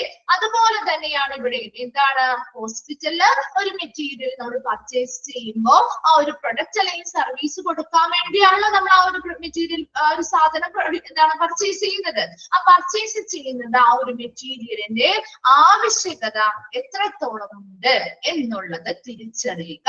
അങ്ങനെ ആവശ്യകതയുള്ളത് മാത്രം എന്ത് ചെയ്യുക, പർച്ചേസ് ചെയ്യുക. അതാണ് പർച്ചേസിംഗിന്റെ സ്റ്റാർട്ടിംഗ് പോയിന്റ് എന്ന് പറയുന്നത്. കിട്ടിയോ ആ ഒരു പോയിന്റിന്റെ ഉദ്ദേശം എന്താണെന്നുള്ളത്? ക്ലിയർ ആയോ? Then next നോക്കിയേ, vendor or source selection has 4 stages. ഇനി ഒരു കരാറുകാരനെ അല്ലെങ്കിൽ ആ ഒരു ഉറവിടം അല്ലെ നമ്മൾ പർച്ചേസ് ചെയ്യുന്ന അതിന്റെ ആ ഒരു സോഴ്സ് തിരഞ്ഞെടുക്കുന്നതിന് വേണ്ടി നമുക്ക് 4 സ്റ്റേജുകൾ ഉണ്ട്. ഏതൊക്കെയാ നോക്കിയേ? Survey stage. എന്താണ് സർവേ സ്റ്റേജ്? ഇത് പറഞ്ഞു കഴിഞ്ഞിട്ട് പറയാട്ടോ തൊയ്ബ. നോക്കിയേ, സർവേ സ്റ്റേജ് ആണ് ഫസ്റ്റ് വൺ. അപ്പൊ നമ്മൾ ഒരു കരാറുകാരനെ അല്ലെങ്കിൽ നമ്മുടെ ആ ഒരു ഉറവിടം അല്ലെ, മെയിൻ സോഴ്സ് ഉണ്ടല്ലോ, നമുക്ക് എവിടെ നിന്നാണ് ആ സാധനം വാങ്ങാൻ ഉദ്ദേശിക്കുന്നത് അല്ലെങ്കിൽ പർച്ചേസ് ചെയ്യുന്നത്, അതിന്റെ ആ ഒരു മെയിൻ സോഴ്സ് അല്ലെങ്കിൽ വെണ്ടർ കച്ചവടക്കാരനെ തിരഞ്ഞെടുക്കുന്നതിന് സെലക്ട് ചെയ്യുന്നതിന് ഈ 4 സ്റ്റേജുകളിലൂടെയാണ്. ഫസ്റ്റ് സ്റ്റേജ് ആണ് സർവേ സ്റ്റേജ് അല്ലെ. സർവേ സ്റ്റേജ് എന്ന് പറഞ്ഞാൽ എന്തായിരിക്കും ഉദ്ദേശിക്കുക? അപ്പൊ നമുക്ക് ഒരു സാധനം ബൾക്കായിട്ട് ഒരുപാട് സാധനങ്ങൾ നമുക്ക് പർച്ചേസ് ചെയ്യണം. നമ്മുടെ ഒരു ബിസിനസ് ആക്ടിവിറ്റിയാണ്, നമ്മളൊരു ബിസിനസ് സ്റ്റാർട്ട് ചെയ്യാണ്. അപ്പൊ നമുക്ക് ഒരുപാട് സാധനങ്ങൾ ആവശ്യമായിട്ട് വരില്ലേ? അപ്പൊ ഒരു ബൾക്കായിട്ട് നമ്മൾ ആദ്യം എടുക്കും അല്ലെ എല്ലാ സാധനങ്ങളും. അപ്പൊ എന്ത് ചെയ്യണം? നമുക്ക് കൃത്യമായിട്ട് അത് വിതരണം ചെയ്യുന്ന സപ്ലയറെ കണ്ടുപിടിക്കണ്ടേ? അപ്പൊ അതിനു വേണ്ടിയാണ് നമ്മൾ സർവേ സ്റ്റേജ് ഉപയോഗിക്കുന്നത്. എന്തായിരിക്കും? ആളുകളോട് നമുക്ക് സർവേകൾ ചോദിച്ച് അല്ലെ, സർവേകൾ എടുത്ത് ചോദിച്ച് ഓരോ സോഷ്യൽ മീഡിയാസും ഓൺലൈനിൽ കൂടെ ഒക്കെ സെർച്ച് ചെയ്ത് നോക്കാം അല്ലെ. അങ്ങനെ പല രീതിയിലൂടെ സർവേകളിലൂടെ നമ്മൾ എന്ത് ചെയ്യുന്നു? ചിലപ്പോ 2 3 ആളുകൾ എന്ത് ചെയ്യും? സെലക്ട് ചെയ്യും. നമുക്ക് വേണ്ടപ്പെട്ട സാധനം, നമുക്ക് ഏത് സാധനമാണോ നമുക്ക് പർച്ചേസ് ചെയ്യേണ്ടത് അത് വിൽപ്പന നടത്തുന്ന 2 3 ആളുകളെ നമ്മൾ എന്ത് ചെയ്യും? സെലക്ട് ചെയ്ത് വെക്കും അല്ലെ. നമ്മൾ ഒരാളെ തന്നെ നമ്മൾ അതിനു വേണ്ടി എന്ത് ചെയ്യില്ല. 1 2 പേരെയൊക്കെ നമ്മൾ എന്ത് ചെയ്യും? അത് സെലക്ട് ചെയ്ത് വെച്ചിട്ട് അവരിൽ നിന്നാണ് മികച്ച ആളെ നമ്മൾ കണ്ടെത്തുന്നത്. അങ്ങനെയല്ലേ ചെയ്യാറ്? അപ്പൊ ഇപ്പോഴും നമ്മൾ എന്ത് ചെയ്യും? ഇതുപോലെ ബിസിനസ് ചെയ്ത മറ്റുള്ള ആളുകളോട് നമ്മൾ ചിലപ്പോൾ ചോദിക്കാം അല്ലെ, നിങ്ങൾ എവിടെ നിന്നാ പർച്ചേസ് ചെയ്യാറ്? എനിക്ക് ഇങ്ങനെ ഒരു കാര്യം തുടങ്ങണം എന്ന് ആഗ്രഹമുണ്ട്, അപ്പൊ അവരിൽ നിന്ന് പർച്ചേസ് ചെയ്യാൻ വേണ്ടിയിട്ടാണ് എന്നുള്ള രീതിയിൽ നമ്മൾ ചോദിക്കാലോ. അല്ലെങ്കിൽ മറ്റു ലോക്കലിൽ നമ്മുടെ ഇന്റർനെറ്റോ അല്ലെങ്കിൽ ഓൺലൈൻ ആയിട്ടൊക്കെ നമുക്ക് സെർച്ച് ചെയ്ത് അങ്ങനെയുള്ള പല സർവേകളിലൂടെ നമുക്ക് എന്ത് ചെയ്യാം? ആ വേണ്ടപ്പെട്ടതായിട്ടുള്ള നമ്മുടെ ആ ഒരു പർച്ചേസ് ചെയ്യേണ്ടതായിട്ടുള്ള ആ ഒരു കച്ചവടക്കാരെ നമുക്ക് എന്ത് ചെയ്യാം? കണ്ടെത്താം. അത് ചിലപ്പോ 1 2 3 പേരേക്ക് നമുക്ക് എന്ത് ചെയ്യാം? സെലക്ട് ചെയ്ത് ആ ഒരു കച്ചവടക്കാരെ സെലക്ട് ചെയ്ത് വെക്കും. അതാണ് സർവേ സ്റ്റേജ് എന്ന് പറയുന്നത്. രണ്ടാമതായിട്ട് പറയുന്നത് എന്താ? Enquiry stage. എന്തായിരിക്കും എൻക്വയറി സ്റ്റേജ് എന്ന് പറയുന്നത്? അന്വേഷണം അല്ലെ. അന്വേഷണങ്ങൾ നടത്തുക അല്ലെങ്കിൽ അന്വേഷണം നമ്മൾ അവരോട് അന്വേഷിക്കുകയാണ്. എന്തായിരിക്കും നമ്മൾ അവരോട് അന്വേഷിക്കുന്നത്? എന്തിനെ കുറിച്ചായിരിക്കും നമ്മൾ അവരോട് അന്വേഷിക്കുന്നത്? സുഖവിവരമൊക്കെയാണോ അന്വേഷിക്കുക? അല്ല, നമ്മൾ ഏത് സാധനമാണോ നമ്മൾ പർച്ചേസ് ചെയ്യാൻ പോകുന്നത്, ആ പർച്ചേസ് ചെയ്യാൻ പോകുന്ന സാധനങ്ങൾ അവരുടെ കയ്യിൽ കൃത്യമായിട്ടുണ്ടോ അല്ലെ. നമ്മൾ ഉദ്ദേശിച്ച സാധനം അവരുടെ കയ്യിൽ ഉണ്ടോ എന്ന് അറിയണ്ടേ? അല്ലെങ്കിൽ പിന്നെ അത് നമ്മൾ സെലക്ട് ചെയ്തിട്ട് കാര്യമില്ലല്ലോ. അപ്പൊ അവരുടെ കയ്യിൽ നമ്മൾ ഉദ്ദേശിച്ച നമ്മൾ പർച്ചേസ് ചെയ്യാൻ ഉദ്ദേശിച്ച ആ മെറ്റീരിയൽസ് അവരുടെ കയ്യിലുണ്ടോ? അതുപോലെ തന്നെ ഉണ്ടെങ്കിൽ തന്നെ നമുക്ക് എത്രത്തോളം ആവശ്യം? ചിലപ്പോൾ നമുക്ക് ബൾക്ക് ക്വാളിറ്റി ആയിരിക്കും ആവശ്യം വരുന്നത് അല്ലെ. ഒരുപാട് സാധനങ്ങൾ ചിലപ്പോൾ ഒരുമിച്ച് കുറേ നമ്പർ നമുക്ക് വേണ്ടി വരും. അത്രയും സാധനങ്ങൾ തരാനായിട്ട് അവരുടെ കയ്യിൽ അത് ലഭ്യമാണോ അല്ലെങ്കിൽ തരാൻ അവർക്ക് സാധിക്കുമോ അല്ലെ. അങ്ങനെയുള്ള കാര്യങ്ങൾ, അത്രയും അളവിലുള്ള സാധനങ്ങൾ അവരുടെ അടുത്തുണ്ടോ അല്ലെങ്കിൽ അവർക്ക് നമുക്ക് തരാൻ സാധിക്കുമോ എന്ന രീതിയിലുള്ള കാര്യങ്ങൾ നമ്മൾ അവരോട് എന്ത് ചെയ്യുന്നു? നമ്മുടെ ആ ഒരു ബന്ധപ്പെട്ട പർച്ചേസിംഗുമായി ബന്ധപ്പെട്ട കാര്യങ്ങൾ നമ്മൾ അവരോട് എന്ത് ചെയ്യും? അന്വേഷിക്കുകയാണ് ചെയ്യുന്നത്. ഇനി മൂന്നാമത്തെ സ്റ്റേജ് എന്ന് പറയുന്നത് നെഗോഷിയേഷൻ സ്റ്റേജ് ആണ്. എന്താണ് നെഗോഷിയേഷൻ സ്റ്റേജ് എന്ന് പറഞ്ഞാൽ? ചർച്ച നടത്തുന്ന ഒരു സ്റ്റേജ് ആണ് ഇവിടെ. ഇൻ ടേംസ് ഓഫ് ക്വാണ്ടിറ്റി, എന്തിന്റെ അടിസ്ഥാനത്തിലായിരിക്കും ചർച്ച നടത്തുന്നത്? In terms of quantity, quality, lead time etcetera. എന്തായിരിക്കും? ക്വാളിറ്റി ബേസ് ചെയ്ത് അല്ലെ. നമ്മൾ ആ സാധനം മേടിക്കാനായിട്ട് നമുക്ക് താല്പര്യമുണ്ട്. അപ്പൊ അവരുടെ ചിലപ്പോ 1 2 പേരുടെ നമ്മൾ പറയുന്ന സാധനങ്ങൾ ചിലപ്പോൾ ഉണ്ടാകും. നമ്മൾ ആ പറയുന്ന കൃത്യമായിട്ടുള്ള ഉദ്ദേശിക്കുന്ന മെറ്റീരിയൽ ഉണ്ടാവും. അതേസമയം ചില ആളുകളുടെ എന്താവില്ല, ചിലപ്പോൾ ആ കൃത്യമായിട്ടുള്ള ഒരു ബൾക്ക് ക്വാളിറ്റി അല്ലെങ്കിൽ ക്വാണ്ടിറ്റി നമുക്ക് തരാനായിട്ട് ചിലപ്പോൾ അവരുടെ കയ്യിൽ ഉണ്ടാവില്ല. അപ്പൊ നമ്മൾ അവരെന്ത് ചെയ്യും? ഒഴിവാക്കും. ബാക്കിയുള്ളവര് നമ്മൾ സെലക്ട് ചെയ്ത് വെച്ചിട്ടുണ്ട്. ഇനി അവരോട് നമ്മൾ എന്താ ചോദിക്കുന്നത്? നമുക്ക് വേണ്ടപ്പെട്ട ആ ഒരു പ്രൊഡക്റ്റിന്റെ ക്വാളിറ്റി എങ്ങനെയുണ്ട് അല്ലെങ്കിൽ അവർ തരുന്ന ആ ഒരു ഗുണനിലവാരം എങ്ങനെയായിരിക്കും അല്ലെ, അതിന്റെ ആ ഒരു ക്വാണ്ടിറ്റി എങ്ങനെയായിരിക്കും. അതുപോലെ ലീഡ് ടൈം എന്ന് പറഞ്ഞ എന്താ? അത് കൊടുത്തിട്ടുണ്ട് നോക്കി. ലീഡ് ടൈം കഴിഞ്ഞിട്ടൊരു ഹൈഫൺ ഇട്ടേ. ആ ഒരു സെന്റൻസില് lead time between ordering the, അവിടെ ആ ഓർഡറിംഗ് ദ മെന്റ് എന്ന് പറയുന്നത് വെട്ടിക്കളഞ്ഞത് മെറ്റീരിയൽ എന്നാക്കുക കേട്ടോ. Ordering the material and getting in to the department. എന്താണ് ലീഡ് ടൈം എന്ന് പറയുന്നത്? The time between ordering the material, ആ മെറ്റീരിയൽ അല്ലെങ്കിൽ ഏത് സാധനമാണോ നമ്മൾ പർച്ചേസ് ചെയ്യാനായിട്ട് ഓർഡർ കൊടുത്തിരിക്കുന്നത്, ആ ഓർഡർ കൊടുത്ത സമയം മുതൽ and getting in to the ഡിപ്പാർട്ട്മെന്റിലേക്ക് അത് കിട്ടുന്നത് വരെയുള്ള ഒരു സമയമാണ് ലീഡ് ടൈം എന്ന് പറയുന്നത്. അപ്പൊ അങ്ങനെയുള്ള കാര്യങ്ങളെ കുറിച്ച് നമ്മൾ അവരോട് എന്ത് ചെയ്യും? ചർച്ച ചെയ്യുന്നു. അപ്പൊ അതിലും നമുക്ക് ചിലപ്പോ ചിലവർക്ക് കൃത്യമായിട്ടുള്ള നമുക്ക് ആവശ്യമുള്ള സമയത്ത് അവർ തരണ്ടേ, ആ ഒരു സമയത്ത് ചിലപ്പോൾ അവർക്ക് തരാനായിട്ട് പറ്റില്ല. ഇനി ചിലരുടെ ഇരിക്കുന്നത് നമ്മൾ ഉദ്ദേശിച്ചതായിട്ടുള്ള ക്വാളിറ്റിയിലുള്ളതായിരിക്കില്ല. അങ്ങനെ വരുമ്പോ അവരെയും നമ്മൾ എന്ത് ചെയ്യുന്നു? ഒഴിവാക്കി ആ ഒരു സെലക്റ്റഡ് ആയിട്ടുള്ളവരെ മാത്രം നമ്മൾ എന്ത് ചെയ്യുന്നു? തിരഞ്ഞെടുക്കുന്നു. ക്ലിയർ ആയോ? അപ്പൊ സർവേ സ്റ്റേജ് എന്ന് പറഞ്ഞാൽ എന്താണ്? ആദ്യം നമ്മൾ സർവേ സ്റ്റേജ് ആയിരുന്നു. സർവേ സ്റ്റേജിൽ നമ്മൾ അവരെന്ത് ചെയ്തു? നമ്മൾ അവരെ കുറിച്ചുള്ള കാര്യങ്ങളൊക്കെ എന്ത് ചെയ്തു? നമുക്ക് ഏത് പ്രൊഡക്റ്റ് ആണോ വേണ്ടത് അതിനനുസരിച്ച് മറ്റുള്ളവരോടൊക്കെ അന്വേഷിച്ച് അല്ലെങ്കിൽ ഓൺലൈനിലൂടെ ഒക്കെ സെർച്ച് ചെയ്ത് നമ്മൾ വേണ്ടപ്പെട്ട 1, 2, 3 കച്ചവടക്കാരെ കണ്ടെത്തും. രണ്ടാമതായിട്ട് അവരോട് അന്വേഷണങ്ങൾ നടത്തും. മൂന്നാമതായി അവരോട് നമ്മൾ ആ ഒരു വേണ്ടപ്പെട്ട പ്രൊഡക്റ്റുമായി ബന്ധപ്പെട്ട എല്ലാ കാര്യങ്ങളെ കുറിച്ചും വിശദമായിട്ട് ചർച്ചകൾ ചെയ്യും. അതിനുശേഷം എന്താണ് നോക്കിയേ? Experience stage. എന്താണ്? അനുഭവ സ്റ്റേജ് അല്ലെ? അനുഭവം ഉണ്ടാകണമെങ്കിൽ അനുഭവ ഘട്ടം എന്ന് നമുക്ക് പറയാം അല്ലെ? ഇവിടെ എന്താണ്? നമ്മൾ അവരുമായിട്ട് ചർച്ചകൾ ചെയ്തു, നമുക്ക് അവർക്ക് എന്താണ് ഒരു എക്സ്പീരിയൻസ് ഉണ്ടായി അല്ലെ? ഒരു അനുഭവം ഉണ്ടായി. അതുപോലെ നമ്മൾ എന്ത് ചെയ്തു? അവരുമായിട്ട് സെലക്ട് ചെയ്തു. നമുക്ക് ആ ഒരു ഇക്കാര്യങ്ങളിലൂടെ നമുക്ക് ഒരാളെ നമ്മൾ സെലക്ട് ചെയ്യൂലേ? നമ്മുടേതായ ക്വാളിറ്റിയിലും നമുക്ക് തരാൻ പോകുന്ന നമ്മൾ ആ ഉദ്ദേശിച്ചതായിട്ടുള്ള ക്വാണ്ടിറ്റിയിലും നല്ല കൃത്യമായ സമയത്തൊക്കെ തരുന്ന ഒരു വെണ്ടറെ അല്ലെങ്കിൽ കച്ചവടക്കാരെ നമ്മൾ തീരുമാനിച്ചു. അവർക്ക് നമ്മൾ പർച്ചേസ് ചെയ്യാനുള്ള ഓർഡർ കൊടുത്തു. ആ സാധനങ്ങൾ വരുന്നു അല്ലെ? അതുവരെ നമ്മൾ ഒരാളെ സെലക്ട് ചെയ്ത് നമ്മൾ ചെയ്തു. ഇനി ആ ആളുടെ നിന്നുള്ള ഒരു അനുഭവം ഉണ്ടാവുമല്ലോ, നമുക്കൊരു എക്സ്പീരിയൻസ് ഉണ്ടാവില്ലേ? ആദ്യം മുതൽ അവരുമായിട്ട് നമ്മളൊരു ഡീലിങ്സ് വെക്കുന്ന സമയത്ത് അവരോട് ഓർഡർ കൊടുക്കുന്നത് മുതൽ അവരോട് ചർച്ച ചെയ്യുമ്പോ അവരുമായിട്ട് അന്വേഷണങ്ങൾ നടത്തുമ്പോ അവർ ഈ സാധനം ഓർഡർ കൊടുത്തുകൊണ്ട് കൃത്യമായുള്ള സമയത്ത് തരുവാണെങ്കിൽ ഒക്കെ അവരോട് നമുക്ക് എന്താ ആ ഒരു ഡീലിങ്സിൽ നല്ലൊരു എക്സ്പീരിയൻസ് അല്ലെങ്കിൽ അനുഭവം ഉണ്ടാവുകയാണെങ്കിൽ നമ്മൾ പിന്നെയും അവരെ തന്നെ എന്ത് ചെയ്യും? പിന്നെയും സെലക്ട് ചെയ്യും അല്ലെ? സാധനങ്ങൾ പിന്നെയും ഇതേ സാധനങ്ങൾ പർച്ചേസ് ചെയ്യണമെങ്കിൽ നമ്മൾ അവർ തന്നെയായിരിക്കും എന്ത് ചെയ്യുന്നത്? സെലക്ട് ചെയ്യുന്നത്. എന്നാൽ അവരോടുള്ള ആ ഒരു അനുഭവം എന്ന് പറയുന്നത് മോശമാണെങ്കിലോ? മോശമാണെങ്കിൽ നമ്മൾ എന്തായാലും പിന്നെയും അവരെ നിന്നൊരു സാധനങ്ങൾ പർച്ചേസ് ചെയ്യോ? നിങ്ങളാണെങ്കിൽ പർച്ചേസ് ചെയ്യോ? ഇല്ല അല്ലെ? അപ്പൊ എന്താണ് അതിനൊരു എക്സാമ്പിൾ പറയാം. ഇപ്പൊ നമ്മൾ ഓൺലൈനൊക്കെ സാധനങ്ങളൊക്കെ പർച്ചേസ് ചെയ്യുന്നവരാണ് അല്ലെ? ഇപ്പൊ ഫ്ലിപ്കാർട്ടിൽ നിന്നോ ആമസോണിൽ നിന്നോ അതൊക്കെ ഫേമസ് ആയിട്ടുള്ള വെബ്സൈറ്റുകൾ അല്ലേ? അപ്പൊ അവിടെ നിന്നൊക്കെ നമ്മൾ ഒരു സാധനം പർച്ചേസ് ചെയ്തു, എന്തെങ്കിലും ഒരു സാധനം പർച്ചേസ് ചെയ്തു. അവിടെ നമ്മൾ ആ ഒരു സൈറ്റിൽ കയറി നേരിട്ട് കണ്ടല്ലോ നമ്മൾ സാധനം പർച്ചേസ് ചെയ്തത്. നമ്മൾ അത് കണ്ടപ്പോ അവരുടെ ആ ഒരു റിവ്യൂവും കാര്യങ്ങളൊക്കെ കണ്ടപ്പോ നല്ലതാണെന്ന് നമുക്ക് തോന്നി. അതുകൊണ്ടാണ് നമ്മൾ പർച്ചേസിങ് കൊടുത്തത്. കൊടുത്തു കഴിഞ്ഞ് കഴിഞ്ഞിട്ട് അവർ കൃത്യമായ സമയത്ത് നമുക്കത് ഡെലിവർ ചെയ്തില്ല. ഒരു ഓർഡർ നമ്മൾ കൊടുക്കുമ്പോൾ കൃത്യമായ സമയം ഡേറ്റ് ഒക്കെ പറയുമല്ലോ, അതേ സമയത്ത് ആ ഒരു കൃത്യമായ സമയത്തോ ഡേറ്റിനോ നമ്മൾക്ക് അവരത് എന്ത് ചെയ്തില്ല? കൊണ്ടുവന്ന് തന്നില്ല. അതുപോലെ തന്നെ കിട്ടിയ പ്രൊഡക്റ്റ് എന്താണ്? ആ കാണിച്ചിരിക്കുന്നതേ അല്ല, നല്ല ക്വാളിറ്റി കാര്യങ്ങളോ ഒന്നുമില്ലാത്തതാണ്, ക്വാളിറ്റി ഒക്കെ കുറവാണെങ്കിൽ നമ്മൾ പിന്നെ ആ ഒരു വെബ്സൈറ്റിൽ കയറി നമ്മൾ പിന്നെയും മറ്റെന്തെങ്കിലും സാധനങ്ങൾ പർച്ചേസ് ചെയ്യുമോ? ഇല്ല അല്ലെ? നമുക്ക് എന്താണ്? അവരോടുള്ള ആ ഒരു വിശ്വാസം എന്ത് ചെയ്തു? നഷ്ടപ്പെട്ടു അല്ലെ? ആ ഒരു വിശ്വാസം നഷ്ടപ്പെട്ടു. അപ്പൊ നമ്മൾ എന്ത് ചെയ്യില്ല? അപ്പൊ അവരോടുള്ള ആ ഒരു പർച്ചേസിംഗുമായി ബന്ധപ്പെട്ട ആ ഒരു ഡീൽ എന്ന് പറയുന്നത് നമുക്ക് എന്താണ്? നല്ലൊരു അനുഭവം അല്ല തന്നത്. അതുകൊണ്ട് നമ്മൾ അവരെ പിന്നെ സെലക്ട് ചെയ്യില്ല. അതേസമയം നമ്മൾ കൊടുത്തിരിക്കുന്ന ആ ഓർഡർ പ്രകാരം വളരെ മികച്ച പ്രതീക്ഷയിലും നല്ല രീതിയിലുള്ള ക്വാളിറ്റിയിലുള്ള സാധനമാണ് വന്നത്. പറഞ്ഞിരിക്കുന്ന ഡേറ്റിന് മുൻപ് നമുക്ക് ആ സാധനം ലഭ്യമാക്കി തന്നാൽ നമ്മൾ എന്ത് ചെയ്യും? പിന്നെയും അവരിൽ നിന്ന് തന്നെ പർച്ചേസ് ചെയ്യും അല്ലെ? അവരെ തന്നെ പിന്നെയും പർച്ചേസിങ്ങിന് വേണ്ടി നമ്മൾ സെലക്ട് ചെയ്യും. ക്ലിയർ ആയോത്? അതാണ് നമ്മൾ പറഞ്ഞത്. ഈ 4 ഘട്ടത്തിലൂടെയാണ് ഒരു വെഞ്ചർ അല്ലെങ്കിൽ ആ ഒരു സോഴ്സ് അല്ലെങ്കിൽ ഉറവിടത്തെ തിരഞ്ഞെടുക്കുന്നത്. എന്തിനു വേണ്ടി തിരഞ്ഞെടുക്കുന്നത്?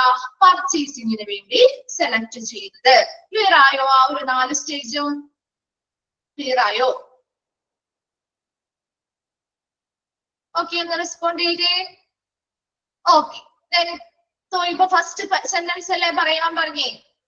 Okay, in purchasing the starting point, purchasing in the starting point, അല്ലെങ്കിൽ ആരംഭിക്കുന്ന ആ ഒരു പോയിന്റ് എന്ന് പറയുന്നത് എന്താ?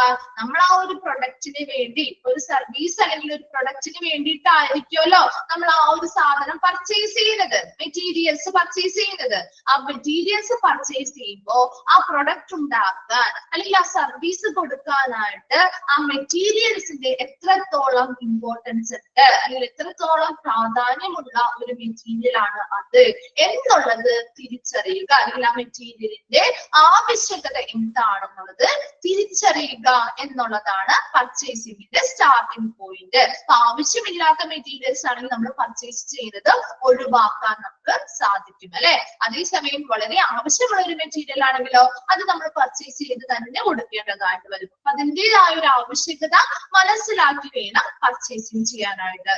അതാണ് പർച്ചേസിംഗിന്റെ സ്റ്റാർട്ടിംഗ് പോയിന്റ് എന്ന് പറയുന്നത്. കിട്ടിയോ ദോയിബ? ക്ലിയർ ആയോ? ഓക്കെ. നെക്സ്റ്റ് നോക്കി, പർച്ചേസിംഗ് ഡിപ്പാർട്ട്മെന്റ് ഈസ്, അതൊന്ന് മിസ്റ്റേക്ക് ഉണ്ട് കേട്ടോ, ഒന്ന് കറക്റ്റ് ചെയ്തേ. Purchasing department have duty to നോക്കാം. ഈസ് ഡ്യൂട്ടിഫുൾ എന്ന് പറഞ്ഞിട്ടില്ലേ, അതൊന്ന് വെട്ടിയെന്ന്. Purchasing department have duty to spend money എന്നൊക്കെ. have duty to spend money, duty to spend money എന്നാണ് കേട്ടോ. purchasing department have duty to spend money judiciously, objectively, honestly and effectively. ഇനി ഒരു പർച്ചേസിംഗ് ഡിപ്പാർട്ട്മെന്റ് മണി spend ചെയ്യേണ്ടത് അല്ലെങ്കിൽ പണം ചിലവാക്കേണ്ടത് എങ്ങനെയാണ്? പണം ചിലവാക്കേണ്ടത് അല്ലെങ്കിൽ പണം വിനിയോഗിക്കാനായിട്ട് അവരുടെ ആ ഒരു ചുമതല എങ്ങനെയായിരിക്കും? ജുഡീഷ്യസ്ലി, എന്താണ്? വിവേകപൂർണമായി, ഒബ്ജക്റ്റീവ്ലി, വസ്തുനിഷ്ഠമായി, ഹോണസ്റ്റ്ലി, സത്യസന്ധമായും, ആൻഡ് എഫക്റ്റീവ്ലി, കാര്യക്ഷമമായും എന്ത് ചെയ്യാം? ഏതാണ്? ഹാവ് ഡ്യൂട്ടി, DUTY, ഡ്യൂട്ടിയിലെ ചുമതലകൾ, ഡ്യൂട്ടി DUTY കേട്ടോ. ഓക്കെ, നോക്കി. ഒരു പർച്ചേസിംഗ് ഡിപ്പാർട്ട്മെന്റിന് പണം ചിലവഴിക്കാനായിട്ടുള്ള ചുമതലകൾ അല്ലെ, പണം വിനിയോഗിക്കുന്നതുമായി ബന്ധപ്പെട്ട ചുമതലകൾ എങ്ങനെയാണ് അവര് പണം വിനിയോഗിക്കേണ്ടത്? വളരെ വിവേകപൂർണമായിട്ട് അല്ലെ, വളരെ വസ്തുനിഷ്ഠമായി, സത്യസന്ധമായും കാര്യക്ഷമമായും വേണം ഓരോ സാധനങ്ങൾ പർച്ചേസ് ചെയ്യുമ്പോഴും എന്ത് ചിലവഴിക്കാനായിട്ട്? പണം വിനിയോഗിക്കാൻ. അതിന് ചുമതലയുള്ളവരായിരിക്കും പർച്ചേസിംഗ് ഡിപ്പാർട്ട്മെന്റ് എന്ന് പറയുന്നത്. അല്ലാതെ ആവശ്യമില്ലാതെ ഒരുപാട് എന്ത് ചെയ്യാൻ പാടില്ല? പണം ചിലവഴിക്കാൻ പാടില്ല. അത് വളരെ ജുഡീഷ്യസ്ലി അല്ലെങ്കിൽ എന്താ? വിവേകപൂർണമായി, വസ്തുനിഷ്ഠമായി, സത്യസന്ധമായും കാര്യക്ഷമമായും ആയിരിക്കണം ആ ഒരു പർച്ചേസിംഗിന് വേണ്ടിയുള്ള സ്പെൻഡ് മണി അല്ലെ, പണം വിനിയോഗിക്കാനായിട്ട്. ആ ചുമതല പർച്ചേസിംഗ് ഡിപ്പാർട്ട്മെന്റിനാണ് ഉള്ളത്. ക്ലിയർ ആണോ ആ ഒരു പോയിന്റ്?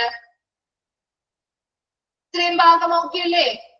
നെക്സ്റ്റ് നമ്മൾ പറയാൻ പോകുന്നത് നെഗോഷിയേഷനെ കുറിച്ചാണ്. അതായത് നമ്മൾ ചർച്ചകൾ നടത്താറില്ലേ, നമ്മൾ ആ ഓരോ ബയ്യറും സെല്ലറും തമ്മില് ചർച്ചകൾ നടത്താറില്ലേ, അതുമായി ബന്ധപ്പെട്ട കുറച്ച് കാര്യങ്ങൾ നമ്മൾ ഇനി കണക്ട് ചെയ്ത് പഠിക്കാൻ പോവാണ് കേട്ടോ. നെഗോഷിയേഷൻ എന്ന് പറഞ്ഞാൽ എന്താ? ചർച്ച അല്ലെ, ചർച്ചകൾ നടത്തുന്നതിനെയാണ് നെഗോഷിയേഷൻ എന്ന് പറയുന്നത്. അപ്പൊ negotiation is A two-way communication between buyer and seller. ഒന്നാണല്ലേ ചെയ്തിട്ട് ആ ഒരു sentence. Negotiation is A two-way communication between buyer and seller. ആരൊക്കെ തമ്മിലാണ്? ബയ്യർ എന്ന് പറഞ്ഞാരാ? വാങ്ങുന്നയാളാണ് അല്ലെ, വാങ്ങുന്നയാളും. സെല്ലർ എന്ന് പറഞ്ഞാരാ? വിൽക്കുന്നയാളും അല്ലെ. വാങ്ങുന്നയാളും വിൽക്കുന്നയാളും തമ്മിലുള്ള ഒരു കമ്മ്യൂണിക്കേഷൻ അല്ലെങ്കിൽ ആശയവിനിമയമാണ് ചർച്ച എന്ന് പറയുന്നത് അല്ലെ.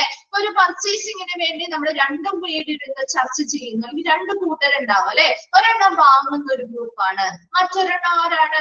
നമ്മളാണെങ്കിൽ ഒരു സാധനം വാങ്ങാൻ പോകുന്ന ആളും അതുപോലെ എന്താണ് അത് വിൽക്കുന്ന ആളുകളും തമ്മിലൊരു കമ്മ്യൂണിക്കേഷൻ അല്ലെങ്കിൽ ആശയവിനിമയം നടത്തുന്നതിനെയാണ് നെഗോഷിയേഷൻ എന്ന് പറയുന്നത്. Negotiation is defined as a discussion on a business transaction leading to finalization of purchase and sale contract of goods and services. ഇനി എന്താണ് ഒരു നെഗോഷിയേഷൻ എന്നാണ് ഇവിടെ ഡിഫൈൻ ചെയ്തിരിക്കുന്നത്? As A discussion on A business transaction. ഒരു business ഇടപാടിനെ കുറിച്ചുള്ള ഒരു ചർച്ചയാണ് നെഗോഷിയേഷൻ എന്ന് പറയുന്നത്, അല്ലെ?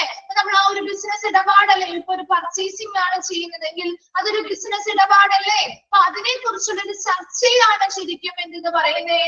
നെഗോഷിയേഷൻ എന്ന് പറയുന്നത്, അല്ലെ? ഇനി ഈ ഒരു ചർച്ച എന്തിലേക്കാണ് നയിക്കുന്നത്? Finalization of purchase and sale contract of goods and services.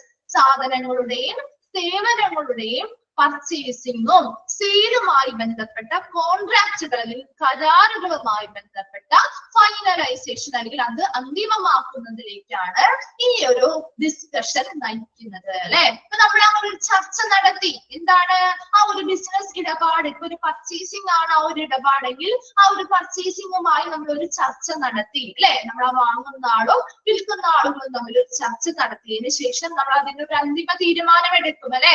Finalisation നടത്തും. എന്തിനെ കുറിച്ചാണ്? സാധനങ്ങളെയും സേവനങ്ങളെയും നമ്മൾ പർച്ചേസ് ചെയ്യുന്നതും സെയിൽ ചെയ്യുന്നതുമായി ബന്ധപ്പെട്ട് നമ്മൾ കരാറുകൾ കൊടുക്കുമല്ലോ. ആ ഒരു കോൺട്രാക്ട് അല്ലെങ്കിൽ കരാറുകളുമായി ബന്ധപ്പെട്ട അന്തിമ തീരുമാനത്തിലേക്കാണ് ആ ഒരു ഡിസ്കഷൻ നമ്മളെ നയിക്കുന്നത്. ക്ലിയർ ആയോ? നെഗോഷിയേഷൻ എന്ന് പറയുന്നത് എന്താ? ബയ്യറും സെല്ലറും തമ്മിലൊരു കമ്മ്യൂണിക്കേഷൻ, ടു വേ കമ്മ്യൂണിക്കേഷൻ. രണ്ടുപേരും എന്ത് ചെയ്യുന്നുണ്ട്? അങ്ങോട്ടും ഇങ്ങോട്ടും ആശയവിനിമയം നടത്തുന്നുണ്ട്. അതിനെയാണ് നെഗോഷിയേഷൻ അല്ലെങ്കിൽ ചർച്ച എന്ന് പറയുന്നത്. ഇനി നെഗോഷിയേഷൻ എന്താണെന്നാ ഡിഫൈൻ ചെയ്തിരിക്കുന്നത്? As A discussion on A business transaction. എന്താണ്? ഒരു ബിസിനസ് ഇടപാടിനെ കുറിച്ചുള്ള ഒരു ചർച്ചയാണ് എന്തെന്ന് പറയുന്നത്? നെഗോഷിയേഷൻ എന്ന് പറയുന്നത്. ഈ ഒരു ചർച്ച വഴി അതിന്റെ ചർച്ചയുടെ അവസാനം ചർച്ച എന്തിലേക്കാണ് നമ്മളെ നയിക്കുന്നത്? ആ സാധനങ്ങളും സേവനങ്ങളും പർച്ചേസ് ചെയ്യുന്നതും സെയിൽ ചെയ്യുന്നതുമായി ബന്ധപ്പെട്ടുള്ള കോൺട്രാക്ട് അല്ലെങ്കിൽ കരാറുകൾ രൂപപ്പെടുത്തുന്നതിന് വേണ്ടിയുള്ള അന്തിമ തീരുമാനം, അല്ലെ? അതല്ലെങ്കിൽ ആ കരാർ അല്ലെങ്കിൽ കോൺട്രാക്ട് വെക്കുന്നതിലേക്കുള്ള ഒരു അന്തിമമായ എന്താണ്? അന്തിമമാക്കുന്നതിലേക്കാണ് അത് നയിക്കുന്നത്, അല്ലെ? ഒരു ഫൈനലൈസേഷൻ ആണ് നമുക്ക് അവിടെ കിട്ടുന്നത്. അവരുമായിട്ട് നല്ലൊരു രീതിയിലുള്ള ഒരു കരാറുകൾ, ആ സാധനം പർച്ചേസ് ചെയ്യുക അല്ലെങ്കിൽ നമുക്ക് സെയിൽ ചെയ്യുന്നതുമായി ബന്ധപ്പെട്ട് നമ്മൾ കോൺട്രാക്ട് വെക്കുന്നു. ആ ഒരു ഫൈനലൈസേഷനിലേക്കാണ് ഈ ഒരു ചർച്ച എന്ത് ചെയ്യുന്നത്? നടപ്പിലാക്കുന്നത്. അപ്പൊ നല്ല രീതിയിലുള്ള ചർച്ചയാണ് നടപ്പിലാക്കുന്നതെങ്കിൽ അവിടെ എന്താണ്? ആ ഒരു ഫൈനലൈസേഷൻ നമ്മൾ അവരുമായിട്ട് ഒരു കോൺട്രാക്ട് വെച്ച് പർച്ചേസിംഗ് ആൻഡ് സെയിലിംഗ് നടത്തും. ഈ നല്ല രീതിയിലുള്ള ഒരു ചർച്ചയല്ല നടന്നതെങ്കിലോ ആ ചർച്ച വഴി എന്തെങ്കിലും ഒരു കോൺട്രാക്ട് വരുമോ? ഒരു കോൺട്രാക്ട് വെക്കാൻ വരുമോ? എന്നിട്ട് നമ്മൾ ആ ഒരു ഗ്രൂപ്പുമായിട്ട് നമ്മൾ ചർച്ച ചെയ്യുന്നു, മറ്റൊരാളുമായിട്ട് നമ്മൾ ചർച്ച ചെയ്യാണ്. ആ ഒരു ചർച്ച നല്ല രീതിയിൽ മുന്നോട്ട് പോയാൽ നമ്മൾ അവരുമായിട്ട് എന്ത് ചെയ്യുന്നു? ഡീലിങ്സിന് തയ്യാറാവും, ഒരു കോൺട്രാക്റ്റുകൾ വെക്കും, അല്ലെ? പർച്ചേസിംഗും സെയിലുമായിട്ട് ബന്ധപ്പെട്ട കോൺട്രാക്റ്റുകൾ നമ്മൾ എന്ത് ചെയ്യും? ഫൈനലൈസ് ചെയ്യും. അതേസമയം നല്ലൊരു ചർച്ചയല്ല നടന്നെങ്കിൽ അവിടെ ഒരു കോൺട്രാക്ട് രൂപപ്പെടുമോ? കോൺട്രാക്ട് വരുമോ? ഇല്ല, അല്ലെ? അപ്പൊ അതാണ് ആ ഒരു ചർച്ചയാണ് എന്ന് പറയുന്നത് നെഗോഷിയേഷൻ എന്ന് പറയുന്നത്. Negotiation depends on human behaviour. ഇനി എന്താണ് നെഗോഷിയേഷൻ? ചർച്ചകൾ എന്ന് പറയുന്നത് മനുഷ്യ സ്വഭാവത്തെ ആശ്രയിച്ചിരിക്കുന്നു.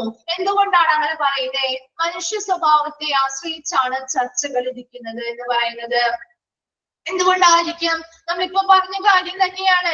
എന്താണ്? ഒരു രണ്ട് കൂട്ടരിരുന്ന് ചർച്ച ചെയ്യാണ്. ആ ചർച്ചയില് നല്ല രീതിയിൽ അങ്ങോട്ടും ഇങ്ങോട്ടും ആശയവിനിമയം നടത്തി മുന്നോട്ട് കൊണ്ടുപോവുകയാണെങ്കിൽ രണ്ടു കൂട്ടർക്കും അങ്ങോട്ടും ഇങ്ങോട്ടും ഒരു വിശ്വാസവും കാര്യങ്ങളും ഒക്കെ ഉണ്ടാവുന്നു. നമ്മൾ ആ ഒരു ചർച്ച വഴി എന്ത് ചെയ്യുന്നു? ഏതെങ്കിലും ഒരു കാര്യം, ഒരു കരാർ അല്ലെങ്കിൽ കോൺട്രാക്ട് നമ്മൾ എന്ത് ചെയ്യുന്നു? ഫൈനലൈസ് ചെയ്യുന്നു. അതേസമയം അങ്ങോട്ടും ഇങ്ങോട്ടും നിങ്ങൾക്ക് ഇപ്പൊ ഒരു കൂട്ടര് പറയാണ്, നിങ്ങൾക്ക് ആവശ്യമുണ്ടെങ്കിൽ വാങ്ങിച്ചാൽ മതി, എനിക്ക് ഇങ്ങനത്തെ കാര്യങ്ങളൊക്കെ തരാൻ പറ്റുള്ളൂ എന്നുള്ള രീതിയിൽ പർച്ചേസ് ചെയ്യാൻ വന്നിരിക്കുന്ന ആളോട് ബിഹേവ് ചെയ്താലോ നമ്മൾ ആ ഒരു പർച്ചേസിങ്ങിന് താല്പര്യപ്പെടോ? ഇല്ല, അല്ലെ? അവിടെ ഇരിക്കുന്ന ചർച്ച ചെയ്യാനിരിക്കുന്ന വ്യക്തികൾ ആരൊക്കെയാണ്, അല്ലെങ്കിൽ അവരുടെ ആ ഒരു സ്വഭാവത്തിനനുസരിച്ചായിരിക്കും ആ ചർച്ചകൾ മുന്നോട്ട് പോകുന്നത്, അല്ലെങ്കിൽ ആ ഒരു അന്തിമ തീരുമാനം എടുക്കുന്നത്. ക്ലിയർ ആയോ? അത് ആ ഒരു ഭാഗം ക്ലിയർ ആണോ? നെഗോഷിയേഷൻ എന്ന് പറയുന്ന ഭാഗം ക്ലിയർ ആണോ? ഓക്കെ. നെക്സ്റ്റ് നമ്മൾ പറയാൻ പോകുന്നത് characteristics of A good negotiator or negotiating team. ഒരു നല്ല നെഗോഷിയേറ്റർ അല്ലെങ്കിൽ ചർച്ച നടത്തുന്ന ഒരു വ്യക്തി അല്ലെ, അല്ലെങ്കിൽ ഒരു ഇടനിലക്കാരൻ എന്ന് നമുക്ക് പറയാം അല്ലെ. അപ്പൊ നെഗോഷിയേറ്റർ, ഒരു മധ്യസ്ഥൻ അല്ലെങ്കിൽ ആ ഒരു ചർച്ച നടത്തുന്ന ആ ഒരു ടീം അല്ലെങ്കിൽ ആ ഒരു ചർച്ച നടത്തുന്ന ആ ഒരു വ്യക്തിക്ക് വേണ്ടതായിട്ടുള്ള സവിശേഷതകൾ എന്തൊക്കെയാണ് അതൊന്ന് ജസ്റ്റ് നിങ്ങളൊന്ന് മനസ്സിലാക്കി വെച്ചാൽ മതി കേട്ടോ. ഏതൊക്കെ ഈ ഒരു വന്നിരിക്കുന്ന ആ ഒരു ചർച്ച നടത്തേണ്ട ആ സവിശേഷതകളില് ഏതൊക്കെ വരുന്നുണ്ട്, അല്ലെങ്കിൽ ഏത് സവിശേഷതയാണ് ഇതിൽ ഉൾപ്പെടാത്തത് എന്ന രീതിയിലുള്ള ക്വസ്റ്റ്യൻ ചോദിച്ചാൽ അത് നിങ്ങൾക്ക് ആൻസർ ചെയ്യാൻ അറിയില്ല. അതിന് വേണ്ടിയിട്ടുള്ള രീതിയിൽ ഒന്ന് മനസ്സിലാക്കി വെച്ചാൽ മതി. നിങ്ങൾക്ക് അറിയാവുന്ന കാര്യങ്ങൾ തന്നെയാണ് പറയുന്നത്. നോക്കിയേ, must have A good knowledge of particular material. എന്താണ്? ഒരു പ്രത്യേക മെറ്റീരിയലിനെ കുറിച്ച് നല്ല അറിവുണ്ടായിരിക്കണം അല്ലെ. ഇപ്പൊ നമ്മൾ ഒരു ചർച്ച, എന്തെങ്കിലും ഒരു പ്രൊഡക്റ്റ് പർച്ചേസ് ചെയ്യാനാണ് നമ്മൾ പോകുന്നതെങ്കിൽ ആ പർച്ചേസ് ചെയ്യാൻ നമ്മൾ പോകുമ്പോ ആ സാധനത്തെ കുറിച്ച് നമ്മൾ എന്ത് ചെയ്യണം? പർച്ചേസ് ചെയ്യാൻ വേണ്ടി നമ്മൾ പോവാണ്. അവരോട് നമ്മൾ ഒരു ചർച്ച ചെയ്യുമ്പോ അവര് പറയാണ് ഈ സാധനം നല്ല ക്വാളിറ്റി ഉള്ളതാണ്, ഇങ്ങനെയാണ് അങ്ങനെയാണ്, അതിന്റെ സവിശേഷതകൾ ഇങ്ങനെയാണ് എന്ന രീതിയിൽ ഒരുപാട് കാര്യങ്ങൾ അവർ നമുക്ക് പറഞ്ഞു തരാണ്. നമുക്കൊന്നും അറിയില്ലെങ്കിൽ നമ്മൾ എന്ത് ചെയ്യും? അപ്പൊ പോയിരിക്കുന്ന ആൾക്കൊന്നും അറിയില്ലെങ്കിൽ നമ്മൾ എന്ത് ചെയ്യും? അവര് പറയുന്നതൊക്കെ സത്യമാണെന്ന് വിചാരിച്ച് നമ്മൾ എന്ത് ചെയ്യും? ഓക്കെ എന്ന് പറഞ്ഞ് നമ്മളത് ഓക്കെ ചെയ്ത് നമ്മൾ എന്ത് ചെയ്യും? സാധനം വാങ്ങിക്കും അല്ലെ. അതേസമയം അതിനെ കുറിച്ച് നന്നായി അറിയാവുന്ന ഒരു വ്യക്തിയാണ് എങ്കിൽ അവരെന്ത് ചെയ്യും? ആ പറയുന്നതിനോട് അവരെന്ത് ചെയ്യും? അവർ പറയുന്നത് സത്യമല്ല, ശരിയല്ല എങ്കിൽ അവരോട് അതിന് മറുപടി പറയാൻ പറ്റും അല്ലെ. അപ്പൊ അതുകൊണ്ട് തന്നെ ഏത് സാധനമാണോ പർച്ചേസ് ചെയ്യുന്നത് അല്ലെങ്കിൽ ഏത് സാധനത്തിന് വേണ്ടിയാണോ നമ്മൾ ചർച്ച ചെയ്യാൻ പോകുന്നത്, എപ്പോഴും ആ ഒരു വസ്തു അല്ലെങ്കിൽ ഒരു പ്രത്യേക മെറ്റീരിയൽ അല്ലെങ്കിൽ ഒരു പർട്ടിക്കുലർ മെറ്റീരിയലിനെ കുറിച്ച് നല്ല അറിവുള്ള ഒരു ആളായിരിക്കണം അല്ലെ. നല്ല അറിവുള്ള ഒരാളായിരിക്കണം ആ നെഗോഷിയേറ്റർ എന്ന് പറയുന്നത്. രണ്ടാമതായിട്ട് എഫിഷ്യൻസി ഇൻ കമ്മ്യൂണിക്കേഷൻ, ആശയവിനിമയത്തിലെ കാര്യക്ഷമത അല്ലെ. നമ്മൾ പറയാറുണ്ട് അല്ലെ, സംസാരിച്ച് കയ്യിലെടുക്കുക എന്ന് പറയാറില്ലേ. അപ്പൊ അവിടെ എപ്പോഴും എന്താണ്? ഒരു ചർച്ച ചെയ്യുന്ന ആളുകൾ എന്ന് പറയുമ്പോൾ മറ്റുള്ളവരെ നല്ല രീതിയിൽ കൺവിൻസ് ചെയ്ത് നല്ല രീതിയിൽ സംസാരിച്ച് കയ്യിലെടുക്കാനുള്ള, നല്ല രീതിയിൽ കാര്യക്ഷമമായിട്ട് ആശയവിനിമയം അല്ലെങ്കിൽ കമ്മ്യൂണിക്കേഷൻ നടത്താനുള്ള ഒരു കഴിവുണ്ടായിരിക്കണം. നമ്മുടേതായിട്ടുള്ള ആവശ്യങ്ങൾ എന്തൊക്കെയാണെന്ന് അവര് പറഞ്ഞു ബോധ്യപ്പെടുത്താനും അവരുടെ കാര്യങ്ങൾ നല്ല രീതിയിൽ നമുക്ക് മനസ്സിലാക്കിയെടുക്കാനും എന്ന രീതിയിൽ നല്ലൊരു കമ്മ്യൂണിക്കേഷൻ ഉള്ള ഒരാളായിരിക്കണം ഈ നെഗോഷിയേറ്റർ എന്ന് പറയുന്നത്. Then both offensive and defensive styles എന്തായിരിക്കും? ആ ഒരു കാര്യം അവർ ഫോളോ ചെയ്യാൻ പാടില്ല എന്നത് ഉദ്ദേശിക്കുന്നത് കേട്ടോ. Then offensive and defensive style എന്ന് പറഞ്ഞാൽ എന്തായിരിക്കും? ഒഫൻസീവ് എന്ന് പറയുന്നത് എന്താ? ആക്രമണങ്ങൾ ഉണ്ടാക്കുന്ന രീതി അല്ലെ, ആക്രമണാത്മകമായിട്ടുള്ളതോ അല്ലെങ്കിൽ ഡിഫെൻസീവ് എന്ന് പറഞ്ഞാൽ പ്രതിരോധാത്മകമായിട്ടുള്ള രീതികളൊന്നും പാലിക്കാൻ പാടില്ല അല്ലെ. അപ്പൊ അവരെന്താ ഇപ്പൊ ഒരു രണ്ടു കൂട്ടർ തമ്മിൽ ഇരുന്ന് സംസാരിക്കുമ്പോൾ ചിലപ്പോ എന്തെങ്കിലുമൊക്കെ മിസ്അണ്ടർസ്റ്റാൻഡിങ്ങോ കാര്യങ്ങളോ ഒക്കെ വരാം അല്ലെ. അവിടെ ചെറിയ രീതിയിലുള്ള പ്രശ്നങ്ങളോ കാര്യങ്ങളോ ഒക്കെ ചിലപ്പോൾ ഉണ്ടായേക്കാം. ആ സമയത്ത് എന്ത് ചെയ്യാൻ പാടില്ല? നേരെ പോയി എന്ത് ചെയ്യില്ല? അവരെ ആക്രമിക്കുകയോ അല്ലെങ്കിൽ അവരെ പ്രതിരോധിക്കുകയോ ചെയ്യാൻ പാടില്ല അല്ലെ. അത് അങ്ങനെയുള്ള രീതിയിലുള്ള ഒരു രീതിയൊന്നും ഇവര് ഫോളോ ചെയ്യാൻ പാടില്ല. ക്ലിയർ ആൻഡ് റാപ്പിഡ് തിങ്കർ ആയിരിക്കണം. എന്താണ്? വ്യക്തവും വേഗത്തിലും ചിന്തിക്കാനുള്ള ഒരു കഴിവുണ്ടായിരിക്കണം അല്ലെ. വളരെ ക്ലിയർ ആൻഡ് റാപ്പിഡ് ആണ്, വ്യക്തമായിട്ട്. അതുപോലെ ഇപ്പൊ എന്തെങ്കിലും നമ്മുടെ ഓപ്പോസിറ്റ് ഇരിക്കുന്ന ആളുകൾ എന്തെങ്കിലും ഒരു കാര്യം പറയുമ്പോ അത് കുറെ സമയം കഴിഞ്ഞിട്ട് അതിന് റെസ്പോൺസ് ചെയ്തിട്ട് കാര്യമുണ്ടോ? ഇല്ല. അപ്പൊ അവര് പറയുന്ന കാര്യം ശരിയാണോ, അതുപോലെ അതിന് എന്ത് മറുപടി കൊടുക്കണം എന്നൊക്കെ പെട്ടെന്ന് വ്യക്തമായിട്ടും റാപ്പിഡായിട്ടും പെട്ടെന്ന് വളരെ വ്യക്തമായിട്ടും എന്ത് ചെയ്യണം? ചിന്തിക്കാനുള്ളൊരു കഴിവ് ഉണ്ടായിരിക്കണം. ആൻഡ് ഗുഡ് ഇന്റർപേഴ്സണൽ സ്കില്ല്, നല്ലൊരു വ്യക്തിഗത കഴിവുകളുള്ളവരായിരിക്കണം. രണ്ടു കൂട്ടരും തമ്മിൽ ഇരുന്ന് സംസാരിക്കും അവരുമായിട്ട് നല്ല രീതിയിൽ മിങ്കിൾ ചെയ്യാനായിട്ട് അല്ലെങ്കിൽ നല്ല രീതിയിൽ ഒരു ചർച്ച ചെയ്യാനായിട്ട് നല്ലൊരു വ്യക്തിഗത കഴിവ് ഉണ്ടായിരിക്കണം നെഗോഷിയേറ്ററിന് ഉണ്ടായിരിക്കണം. Knowledge about law of contracts, നമ്മൾ കരാറുകളൊക്കെ കൊടുക്കുകയാണ്, അതുമായി ബന്ധപ്പെട്ട ഒരുപാട് നിയമങ്ങളില്ലേ. അപ്പൊ ആ നിയമങ്ങളെ കുറിച്ച്, കരാറുമായി ബന്ധപ്പെട്ട നിയമങ്ങളെ കുറിച്ച് അറിവുണ്ടായിരിക്കണം. അതുപോലെ കോൺട്രാക്റ്റിംഗ്, കരാറുമായി ബന്ധപ്പെട്ട് നമ്മൾ എഗ്രിമെന്റുകൾ സൈൻ ചെയ്യുമല്ലോ, അതുമായി ബന്ധപ്പെട്ട അറിവുണ്ടായിരിക്കണം. അതുപോലെ പ്രൈസിങ്, ഓരോ വസ്തുവിനും ഇപ്പൊ ഏത് സാധനമാണോ നമ്മൾ പർച്ചേസ് ചെയ്യാൻ പോകുന്നത്, എന്തിനാണോ നമ്മൾ ചർച്ചയ്ക്ക് ഇരിക്കുന്നത്, അതുമായി ബന്ധപ്പെട്ട പ്രൈസിങ് അല്ലെങ്കിൽ വില നിർണ്ണയവുമായി ബന്ധപ്പെട്ടുള്ള അറിവും ആർക്കുണ്ടായിരിക്കണം? ഈ നെഗോഷിയേറ്ററിന് ഉണ്ടായിരിക്കണം. നെക്സ്റ്റ് ആണ് ഒരു ലോജിക്കൽ തിങ്കർ ആയിരിക്കണം. എന്താണ്? യുക്തിപരമായി ചിന്തിക്കുന്ന ഒരു ആളായിരിക്കണം. ഗുഡ് ലിസണർ, നല്ല ശ്രദ്ധയോടോ അല്ലെങ്കിൽ നല്ല കേൾവിക്കാരനായിരിക്കുക അല്ലെ. അപ്പൊ അവര് പറയുന്ന കാര്യങ്ങള് കൃത്യമായിട്ട് നല്ല രീതിയിൽ കേട്ടുകൊണ്ടായിരിക്കണം അവർക്ക് മറുപടി കൊടുക്കേണ്ടത് അല്ലെ. നല്ലൊരു ലിസണർ ആയിരിക്കണം. അതായത് അവര് പറയുന്നതിനിടയിൽ കയറി അങ്ങോട്ട് എന്ത് ചെയ്യാൻ പാടില്ല, ഒരുപാട് സംസാരിച്ച് അവരെ കൊണ്ട് പറയാനുള്ള ഒരു അവസരം ഒന്നും കളയരുത്. അവർക്ക് എന്താണോ പറയാനുള്ളത് വ്യക്തമായിട്ട് കേട്ടുകൊണ്ട് അതിനനുസരിച്ചുള്ള ഒരു മറുപടി ആയിരിക്കണം ഇവിടുന്ന് കൊടുക്കേണ്ടത്. അതിനനുസരിച്ചുള്ള ഒരു കഴിവ് നെഗോഷിയേറ്ററിന് ഉണ്ടായിരിക്കണം. ഒപ്റ്റിമിസ്റ്റിക്, എന്താണ് ഒരു ഒപ്റ്റിമിസ്റ്റിക് എന്ന് പറഞ്ഞാൽ? ശുഭാപ്തി വിശ്വാസമുള്ളവരായിരിക്കണം അല്ലെ. ശുഭാപ്തി വിശ്വാസമുള്ളവരായിരിക്കണം. And good sense of humour, എന്താ? നല്ലൊരു നർമ്മബോധം ഉണ്ടായിരിക്കണം. നല്ലൊരു നർമ്മബോധമുള്ളവരായിരിക്കണം.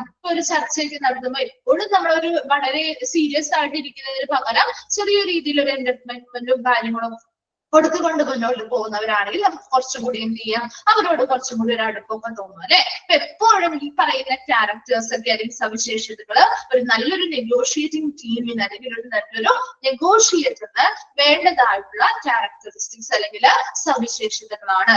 അതിൽ ഏതെങ്കിലും പോയിന്റ്സ് റിപ്പീറ്റ് ചെയ്ത് പറയണോ? അറിയാവുന്ന കാര്യങ്ങളല്ലേ? ക്ലിയർ ആണോ? അത് ക്ലിയർ ആണോ? ഓക്കെ, ജസ്റ്റ് അതെന്തൊക്കെയാണ്? 6th one ആണോ? Knowledge about law of contracts എന്ന് പറഞ്ഞാൽ എന്താ? നമ്മൾ കരാറുകൾ, അവരോട് കരാറുകൾ വെക്കുമ്പോൾ അതിൻ്റെതായ കുറെ നിയമങ്ങളും കാര്യങ്ങളും ഇല്ലേ. വെറുതെ അങ്ങോട്ട് പോയി ഓരോ കരാറ് വെക്കാൻ പറ്റില്ലല്ലോ. അപ്പൊ അവരുമായിട്ടൊരു കോൺട്രാക്ട് ഒക്കെ ഉണ്ടാക്കുമ്പോൾ രണ്ടു കൂട്ടരെയും ബാധിക്കുന്ന രീതിയിലുള്ള എന്തൊക്കെ നിയമങ്ങളാണ്, അതിനെ കുറിച്ച് അറിവുണ്ടാവണം. ഇനി നമ്മൾ അവരുമായിട്ട് കരാറ് വെക്കുമ്പോൾ നമ്മൾ എഗ്രിമെന്റ്സ് ഒക്കെ സൈൻ ചെയ്ത് കൊടുക്കില്ലേ, രണ്ടു കൂട്ടരും സൈൻ ചെയ്യില്ലേ. അപ്പൊ അതുമായി ബന്ധപ്പെട്ടുള്ള നിയമങ്ങളെ കുറിച്ചും കാര്യങ്ങളെ കുറിച്ചും അറിവുണ്ടായിരിക്കണം. അതുപോലെ നമ്മൾ ആ ഒരു ഏത് സാധനമാണോ പർച്ചേസ് ചെയ്യുന്നത് അതിന്റെ ആ ഒരു പ്രൈസിങ് ഉണ്ടാവുമല്ലോ, വില നിർണ്ണയിക്കുന്നത്, അതുമായി ബന്ധപ്പെട്ട കാര്യങ്ങളെ കുറിച്ചും ആ ഒരു നെഗോഷിയേറ്ററിന്, ആ ഒരു നെഗോഷിയേറ്റിംഗ് ടീമിന് കൃത്യമായിട്ടുള്ള അറിവുണ്ടായിരിക്കണം. ക്ലിയർ ആയോ മൈബ? തേർഡോ? Both offensive and defensive style എന്ന് പറഞ്ഞാല് ഇപ്പൊ നമ്മളവിടെ പറഞ്ഞില്ല, ഒരു ചർച്ചയൊക്കെ ചെയ്യുന്ന സമയത്ത് ചിലപ്പോ നമുക്ക് ഇഷ്ടപ്പെടാത്ത പല കാര്യങ്ങളും ഉണ്ടാവും അല്ലെ. നമ്മുടെ ആ ഓപ്പോസിറ്റ് ഇരിക്കുന്ന ആളുകള് അവരുടേതായ മൈൻഡിനനുസരിച്ചാണ് അവർ സംസാരിക്കുന്നത്. അപ്പൊ അവർക്ക് ചിലപ്പോ ചില സന്ദർഭങ്ങളിൽ അവിടെ ഉണ്ടാവാം ചില പ്രശ്നങ്ങളും കാര്യങ്ങളും നമ്മൾ ചർച്ച ചെയ്യുമ്പോൾ വന്നേക്കാം. അപ്പൊ ആ സമയത്ത് എങ്ങനെയാവാൻ പാടില്ല എന്നാണ് പറയുന്നത്? ഒഫൻസീവ് അല്ലെങ്കിൽ ഡിഫെൻസീവ് രീതിയിൽ, ഒരു ആക്രമിക്കുന്ന രീതിയിൽ അല്ലെങ്കിൽ ഒരു പ്രതിരോധാത്മകമായിട്ടുള്ള രീതിയൊന്നും എന്ത് ചെയ്യാൻ പാടില്ല, ഇവര് മുന്നോട്ട് എടുക്കാൻ പാടില്ല.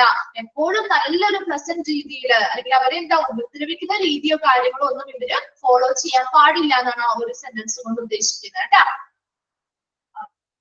നെക്സ്റ്റ് എന്താണ്? ക്ലിയർ ആയോ അത്?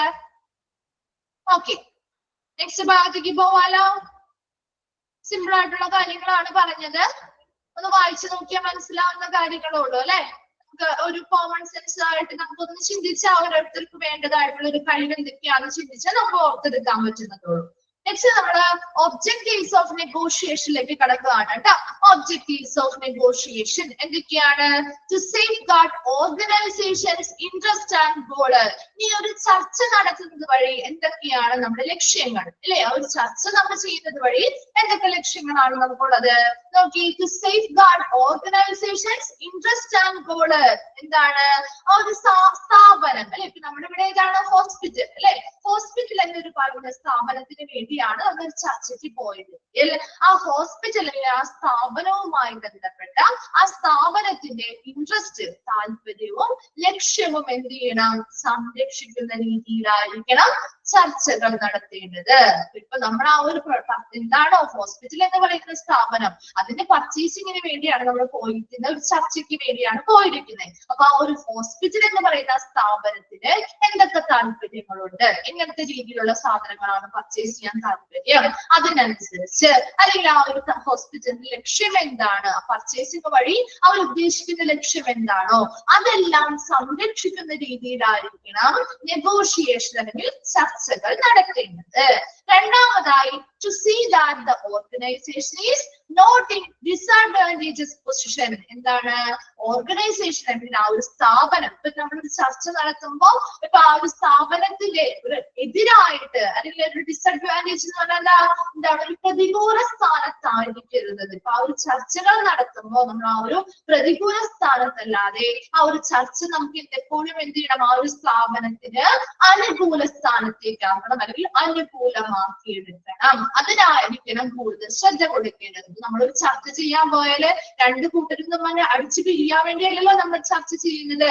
ഒരു പ്രതികൂല സ്ഥാനത്തിരിക്കുന്ന ഒരു ഗ്രൂപ്പാണ്. ഇപ്പൊ നമുക്ക് ചിലപ്പോൾ അവർ പർച്ചേസ് ചെയ്യാനായിട്ട് അവർക്ക് വലിയ താല്പര്യമൊന്നും ഉണ്ടാവില്ലായിരിക്കും. പക്ഷെ എന്ത് ചെയ്യണം, പോകുന്ന ആൾക്കാര് അത് നല്ല രീതിയിൽ ചർച്ചകളിലൂടെ എന്ത് ചെയ്യണം, അവരെ നമുക്ക് അനുകൂലമാക്കി മാറ്റണം. ക്ലിയർ ആയോ പോയിന്റ്?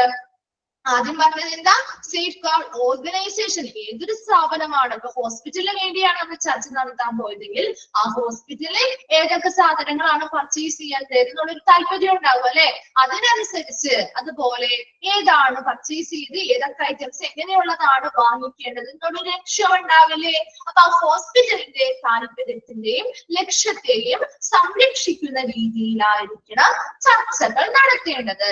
രണ്ടാമതായി പറഞ്ഞ എന്താ, to see that the organization is not in disadvantageous position. എപ്പോഴും ചർച്ചകൾ നടത്തുമ്പോൾ ആ സ്ഥാപനം അല്ലെങ്കിൽ ആ ഹോസ്പിറ്റലിന്റെ അനുകൂലമായ രീതിയിൽ അല്ലെങ്കിൽ ഒരു അനുകൂല സ്ഥാനത്തേക്കായിരിക്കണം ആ ചർച്ചകൾ വരേണ്ടത്. അപ്പൊ ചർച്ച ചെയ്യുന്നത് വഴി എപ്പോഴും ആ ഒരു ആളുകൾക്ക് ചിലപ്പോൾ നമുക്ക് തരാൻ താല്പര്യമില്ലെങ്കിൽ പോലും ചർച്ചകൾക്ക് ശേഷം നമ്മൾ ആ ഒരു മനോഭാവം മാറ്റിയെടുത്ത് അവരെ നമുക്ക് അനുകൂലമാക്കി കൊണ്ടുവരണം.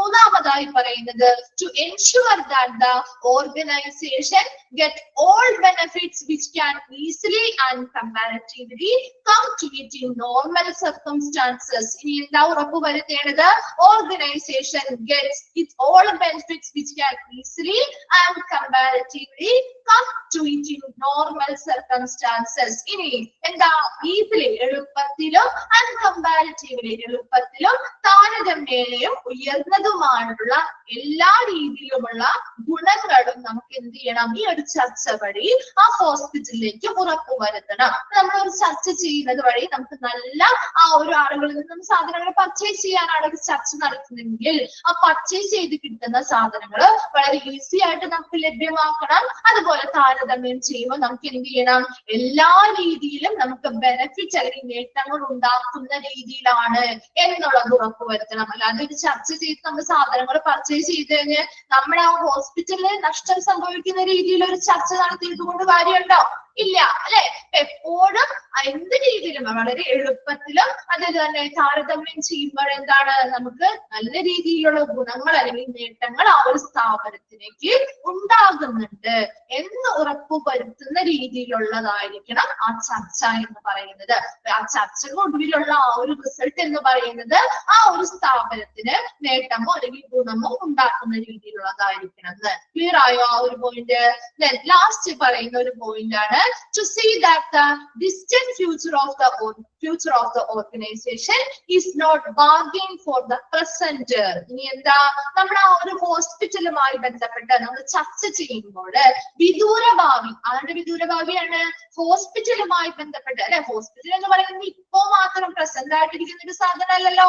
നമുക്ക് ചിലപ്പോ കുറെ നാളുകളോളം നമുക്ക് ഇതിൽ നിന്ന് പർച്ചേസ് ചെയ്യേണ്ട ഒരു ആവശ്യം വന്നേക്കാം. അപ്പൊ നമ്മൾ എപ്പോഴും ചർച്ച ചെയ്യുമ്പോൾ എന്താ, ആ ഹോസ്പിറ്റലിന്റെ ഡിസ്റ്റന്റ് ഫ്യൂച്ചർ അല്ലെങ്കിൽ വിദൂര ഭാവി കൂടി കണക്കിലെടുത്തുകൊണ്ട് അന്നേരം അല്ലെങ്കിൽ പിന്നീട് അത് പറയുമ്പോൾ അവരെന്ത് ചെയ്യാൻ പാടില്ല, നമ്മളോട് ഒരു ബാർഗെയിനിങ് അല്ലെങ്കിൽ വിലപേശുന്ന ഒരവസ്ഥ വരരുത്. ആ ഒരു വിലപേശുന്ന അവസ്ഥ വരാത്ത രീതിയിൽ പിന്നീട് കുറെ നാളുകൾ കൂടി മുന്നിൽ കണ്ടുകൊണ്ട് അല്ലെങ്കിൽ ഒരു വിദൂര ഭാവി കൂടി മുന്നിൽ കണ്ടുകൊണ്ടായിരിക്കണം നിലവിലെ ചർച്ചകൾ വരേണ്ടത്. ക്ലിയർ ആയോ അത്? അതിൽ 4 ഏതെങ്കിലും പോയിന്റ്സ് റിപ്പീറ്റ് ചെയ്യണോ? ഫസ്റ്റ് നമ്മൾ എന്താ പറഞ്ഞത്, ആ ഒരു സ്ഥാപനത്തിന്റെ താല്പര്യവും ലക്ഷ്യങ്ങളും സംരക്ഷിക്കുന്ന രീതിയിലായിരിക്കണം ചർച്ച ചെയ്യേണ്ടത്. രണ്ടാമതായി പറഞ്ഞ എപ്പോഴും ചർച്ചകൾക്കൊടുവിൽ ആ ഒരു ഹോസ്പിറ്റലിലേക്ക് അനുകൂല രീതിയിലായിരിക്കണം അല്ലെ, അനുകൂലമാക്കുന്ന രീതിയിലായിരിക്കണം ആ ചർച്ചകൾ നടത്തേണ്ടത്. റിസൾട്ട് എപ്പോഴും നമുക്ക് അനുകൂലമാകുന്ന രീതിയിലായിരിക്കണം ചർച്ചകൾ നടത്തേണ്ടത്. മൂന്നാമതായി പറഞ്ഞ ഏതൊക്കെ രീതിക്ക് വളരെ എളുപ്പത്തിലാണെങ്കിലും അല്ലെങ്കിൽ നമുക്ക് എളുപ്പത്തിൽ ലഭ്യമാക്കുന്ന രീതിയിലുള്ള ആയിരിക്കണം. അതുപോലെ കമ്പയർ ചെയ്യുമ്പോൾ ഈ താരതമ്യം ചെയ്യുമ്പോൾ ഈ ചർച്ചകൾക്കൊടുവിൽ നമുക്ക് എപ്പോഴും എന്തായിരിക്കണം കിട്ടേണ്ടത്? നമ്മളൊരു പർച്ചേസ് ചെയ്യാണ് ഒരു സാധനം, ആ സാധനം പർച്ചേസ് ചെയ്യുമ്പോൾ നമ്മൾ ആ ചർച്ചകൾക്കൊടുവിൽ നമ്മൾ സാധനമൊക്കെ പർച്ചേസ് ചെയ്ത് വരുമ്പോൾ നമുക്ക് നഷ്ടം സംഭവിക്കരുതെന്ന്, ആ ഒരു സ്ഥാപനത്തിന് ഒരിക്കലും നഷ്ടം സംഭവിക്കരുത്. ഈ ചർച്ചകൾക്കൊടുവിൽ കിട്ടുന്ന ആ ഒരു റിസൾട്ട് എന്ന് പറയുന്നത് എപ്പോഴും നമുക്ക് എന്താ എളുപ്പത്തിൽ ലഭ്യമാക്കുന്നതും അതുപോലെ എല്ലാ രീതിയിലും ആ ഒരു സ്ഥാപനത്തിന് നേട്ടമുണ്ടാക്കുന്ന രീതിയിലുള്ള ഒരു കാര്യമായിരിക്കണം, ഒരു ചർച്ചയായിരിക്കണം നടക്കേണ്ടത്. ക്ലിയർ ആയോ? അത് എപ്പോഴും ആ സ്ഥാപനത്തിന് നേട്ടം ഉണ്ടാവണം. ആ ചർച്ച എന്ന് പറയുന്നത് എപ്പോഴും എന്തായിരിക്കും ബേസ് ചെയ്യേണ്ടത്? ഒരിക്കലും സ്ഥാപനത്തിൻ്റെതായിട്ടുള്ള ഒരു നഷ്ടം ഉണ്ടാവാതെ എപ്പോഴും ലാഭം അല്ലെങ്കിൽ എല്ലാ രീതിയിലുമുള്ള നേട്ടം ഉണ്ടാവുന്ന രീതിയിലായിരിക്കണം ആ ചർച്ചകൾ വരേണ്ടത്. ക്ലിയർ ആയോ? ഫോർത്ത് പോയിന്റ് എന്താ പറഞ്ഞത് നമ്മള്? അതായത് ഹോസ്പിറ്റൽ എന്ന് പറയുന്നത് ഇപ്പൊ മാത്രം നല്ലൊരു പർച്ചേസിങ്ങും കാര്യങ്ങളും നമ്മുടെ മുന്നിൽ കണ്ടാ പോരാ, പിന്നെ എന്താ വിദൂരമായിട്ട് അല്ലെങ്കിൽ ഒത്തിരി നാള് കൂടി നമ്മൾ ചിലപ്പോൾ ഇതിൽ നേരെ പർച്ചേസ് ചെയ്യേണ്ടതായിട്ട് വരും അല്ലെ. അപ്പൊ ആ സമയത്ത് നമുക്ക് കൂടുതൽ സാധനങ്ങൾ വേണം, അല്ലെങ്കിൽ ഇന്ന സാധനമല്ല ഇത്ര രൂപയിൽ തന്നെ ചിലപ്പോൾ അവർ തരാൻ തയ്യാറാവില്ല. അവരെന്ത് ചെയ്യണം? ഇപ്പൊ നമ്മൾ ആ ഒരു കരാറ് വെക്കുമ്പോൾ തന്നെ കുറച്ച് നാളും കൂടി എന്ത് ചെയ്യണം? എക്സ്റ്റെൻഡ് ചെയ്തൊക്കെ ആ ഒരു ചർച്ചകൾ നിലനിർത്തണം, അല്ലെങ്കിൽ കരാറുകൾ വെക്കണം. അപ്പൊ എന്താ അവർക്ക് അവിടെ എന്ത് ചെയ്യാൻ പറ്റില്ല? നമ്മളോട് ബാർഗെയിൻ ചെയ്യാൻ പറ്റില്ല, അല്ലെങ്കിൽ വില പേശാനായിട്ടുള്ള ഒരു അവസരം കൊടുക്കരുതെന്ന്. ആ ഒരു വില പേശാനുള്ള ഒരു അവസരം കൊടുക്കാതെ ആ ഹോസ്പിറ്റലിന്റെ ഒരു വിദൂര ഭാവി, ഒരു ഡിസ്റ്റന്റ് ഫ്യൂച്ചർ കൂടി മുന്നിൽ കണ്ടുകൊണ്ടായിരിക്കണം ഇപ്പോ നടക്കുന്ന ചർച്ചകൾ നമ്മൾ മുന്നോട്ട് കൊണ്ടുപോകേണ്ടത്.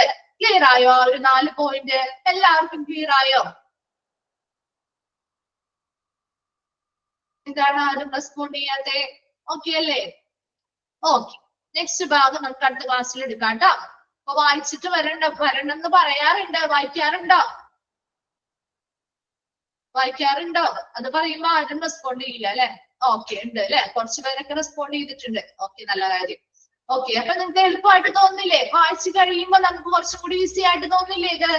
ആ ഒരു ക്ലാസ്സിൽ നിന്ന് കേട്ടിട്ട് വായിക്കുമ്പോ അത് പിന്നെയും ഡിഫിക്കൽട്ട് ആയിട്ട് തോന്നാറുണ്ടോ? എളുപ്പമായിട്ട് തോന്നുന്നില്ലേ? കുറച്ചും കൂടി നിങ്ങൾക്ക് അത് എന്താണ് ആ ടഫ്നെസ് കുറയുന്നത് പോലെ തോന്നാറില്ലേ? ഓക്കെ, അപ്പൊ അതിനു വേണ്ടിയാ വായിക്കാൻ പറയുന്നത് കേട്ടോ.